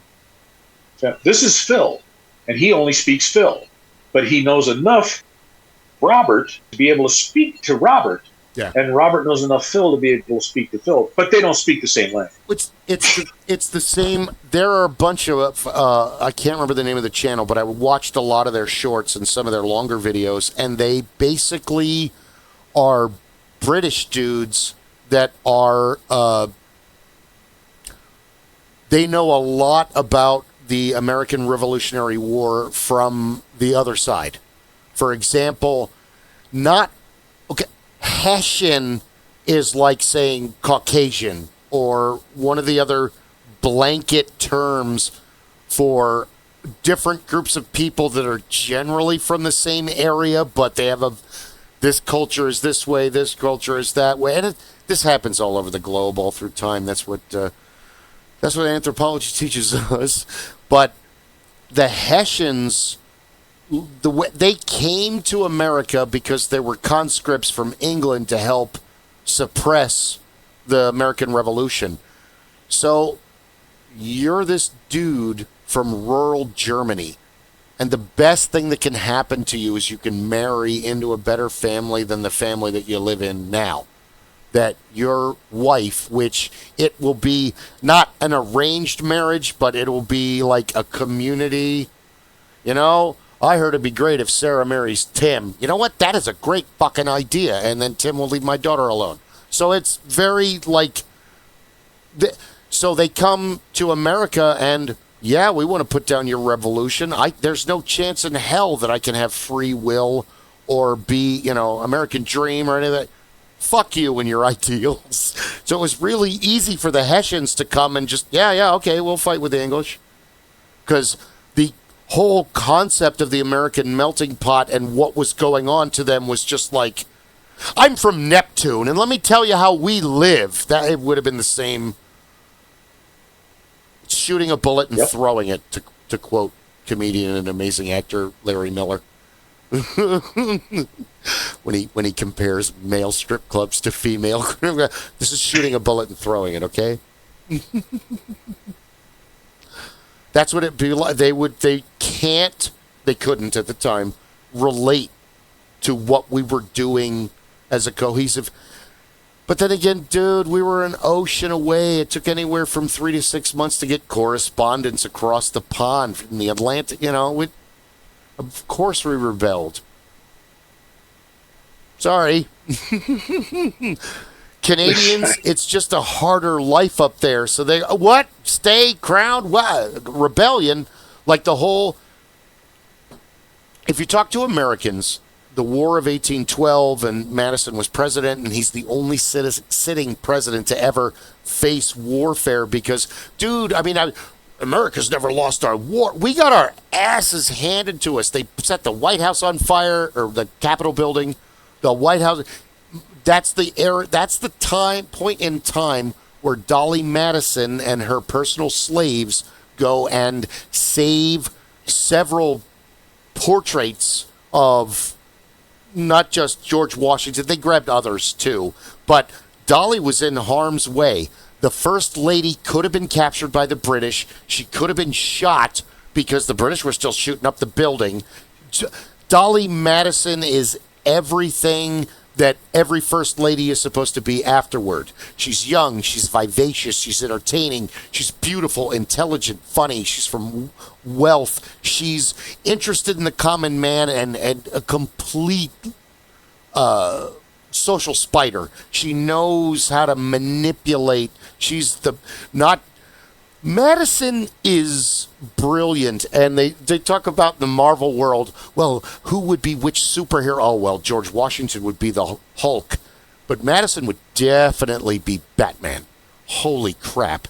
Because here's a little tiny guy who has a frail physique, and because of his frail physique, he has developed this massive ego. He's a little short dude because he and Jefferson become law partners long before they become statesmen and get involved in politics and crafting. Madison is one of the engineers of the Declaration of Independence, and he's the one that brings Madison shows up 2 weeks early, does all his homework, all of his thinking. Madison is your Batman because he's prepared for any, if at all, argument against going against the crown, but he's also prepared if he loses the argument and they decide not to succeed because, like Benjamin Franklin says, if one of us are going to be hanged, we're all going to hang because, well, you guys are talking about treason. Making your own country. The Romans would have killed your ass. It wouldn't have been negotiations. So doing it with England, George III is actually very accommodating up until the Boston Tea Party and the Stamp Act and stuff like that, and Lexington. Because at first he's like, oh, God, what do you bumpkins want again? What do you want now? He reacts like Lord Farquaad. Well, okay. Oh, now what do they want? By the time late 1760s, he's getting really annoyed with us. By the early 1770s, there's all this other shit going on with Portugal and Spain and France and the Russian. He's got other distractions. He doesn't need these upstarts from the colonies causing all kinds of waves. The problem is that his negotiators treat us like country bumpkins and we could just be bought off. No, dude, we've actually got some really smart people with Hamilton, Jefferson, Madison, all the, Knox is no slacker. He's not. Knox is a bookseller. What do booksellers do when they're not at work? What do booksellers do when they're at work? I'll let you guys figure it out in the comments below. Anyway, he's what Fort Knox is named after, which didn't always just hold gold. In the late 1960s, when my father was drafted into Vietnam, well, I got to hear about all of this after the Patriot Act. Fort Knox was where the top secret training was. My father was in crypto, top secret with papers. He said, I hated going to school there, but it was absolutely just amazing and interesting because this is military cutting, state-of-the-art technology that he's working on. Because his job was, okay, get the transmission from the general in the field in the army, decode the message. This is the message. Recode the message. Shoot it up into the ionosphere. It lands in D.C. They get the message. Decode the message. What do we do, boss? Well, we're going to do this. This is what you're going to do. Code the message. Ionosphere, back down. Decode. Here's what we're going to do. Recode out to the field. That was his job.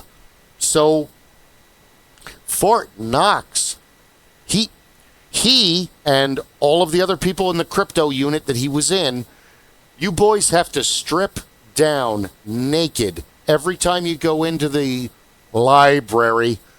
Then put your uniform back on. I'm satisfied you're not sneaking a pencil and paper pad, any kind of note-taking or any spy cameras with you.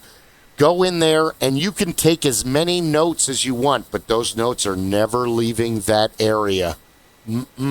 Because as soon as you come back through, they're going to strip you down, buck naked the day you were born, check you up. This is every day for months, learning whatever kind of new technology. My mother said that my father, during that time, because sometimes he would get leave, he would go be with his wife and the child. My father would sleep on his stomach and then get up on his elbows. I've got gongs. What? I've got gongs in the serendipity circuit. This is a problem. She's like reading a book in the middle of the night. Okay. And then he would just go back to sleep. because that was all the coding machines that were all punch cards, and he had to fix those if anything ever went wrong. And he's got it had a lot of amazing stories. I should have recorded them all. He had coffee with Bob Hope for months because the USO was in town and they were doing shows at Vietnam. But Vietnam was way too hot, so they had to hide him in Singapore at the Princess Hotel, which was not a military stronghold. It's just a hotel that we took over and built a 10-foot wall around. Hi, I'm Serviceman so-and-so. Fantastic. Sign here and give me your sidearm. Okay, there you go. Excellent. When do I get my gun back? When do you leave? Oh, okay. This is like a fucking saloon in Tombstone or, Dodge City. I ain't going to be needing them shooting irons, partner. All right. Same thing happens at Shadowrun. Only you go through a scanner. Oh, okay. You've got that, and you turn it in. Why didn't you leave your sidearm in the car? Well, I didn't think that scanner, So, I think it's across the board. The whole, people don't realize what the other side was going through in any kind of situation because you're focused on the side that you know and that you were raised in, that you're hearing about since you were crawling.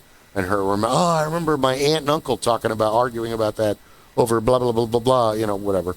So it's like, oh, really? I didn't know that. And this is the correct place to talk about being a history nerd or being a history geek. So it was fascinating to me. It's like, never really thought about it from the Hessian point of view, that their life fucking sucked and all they wanted to do was get out of what we would call Germany today, but would be Hessian land? Help me out here, huh? Probably. Well, it's like the story of the San Patricios as well. It's very similar circumstances. What do you do to better yourself, put yourself and potentially your family in a better position when where you're coming from is a genuine hell on earth? But I have to end it because it is pumpkin time. I was going to say, are you turning into a potato? Thank you for watching. Turning into a gourd. A gourd. Thank you, Clay Shehan, for joining us tonight. Hopefully he'll be a sustaining member. I'm trying to force him into role-playing and get him involved into all of our role-playing games. And I'm the one going, dude, you should get your minis and your paints and just set your phone up and sit in the room and just start painting. And, the mini painting community is huge. Oh, yeah. Gentlemen, yep. I bid you adieu. Have a great night. Body and Soul Candles. Like and subscribe. Don't forget to become a follower. And do you have any plugs? Any friends with businesses you want to make a shout out to? Okay. Well, we'll figure it out. Thank you very much for watching. Thanks for joining us, and have a wonderful... We'll see you next week, right before Thanksgiving. There you go. Thank you. Thank you, sir.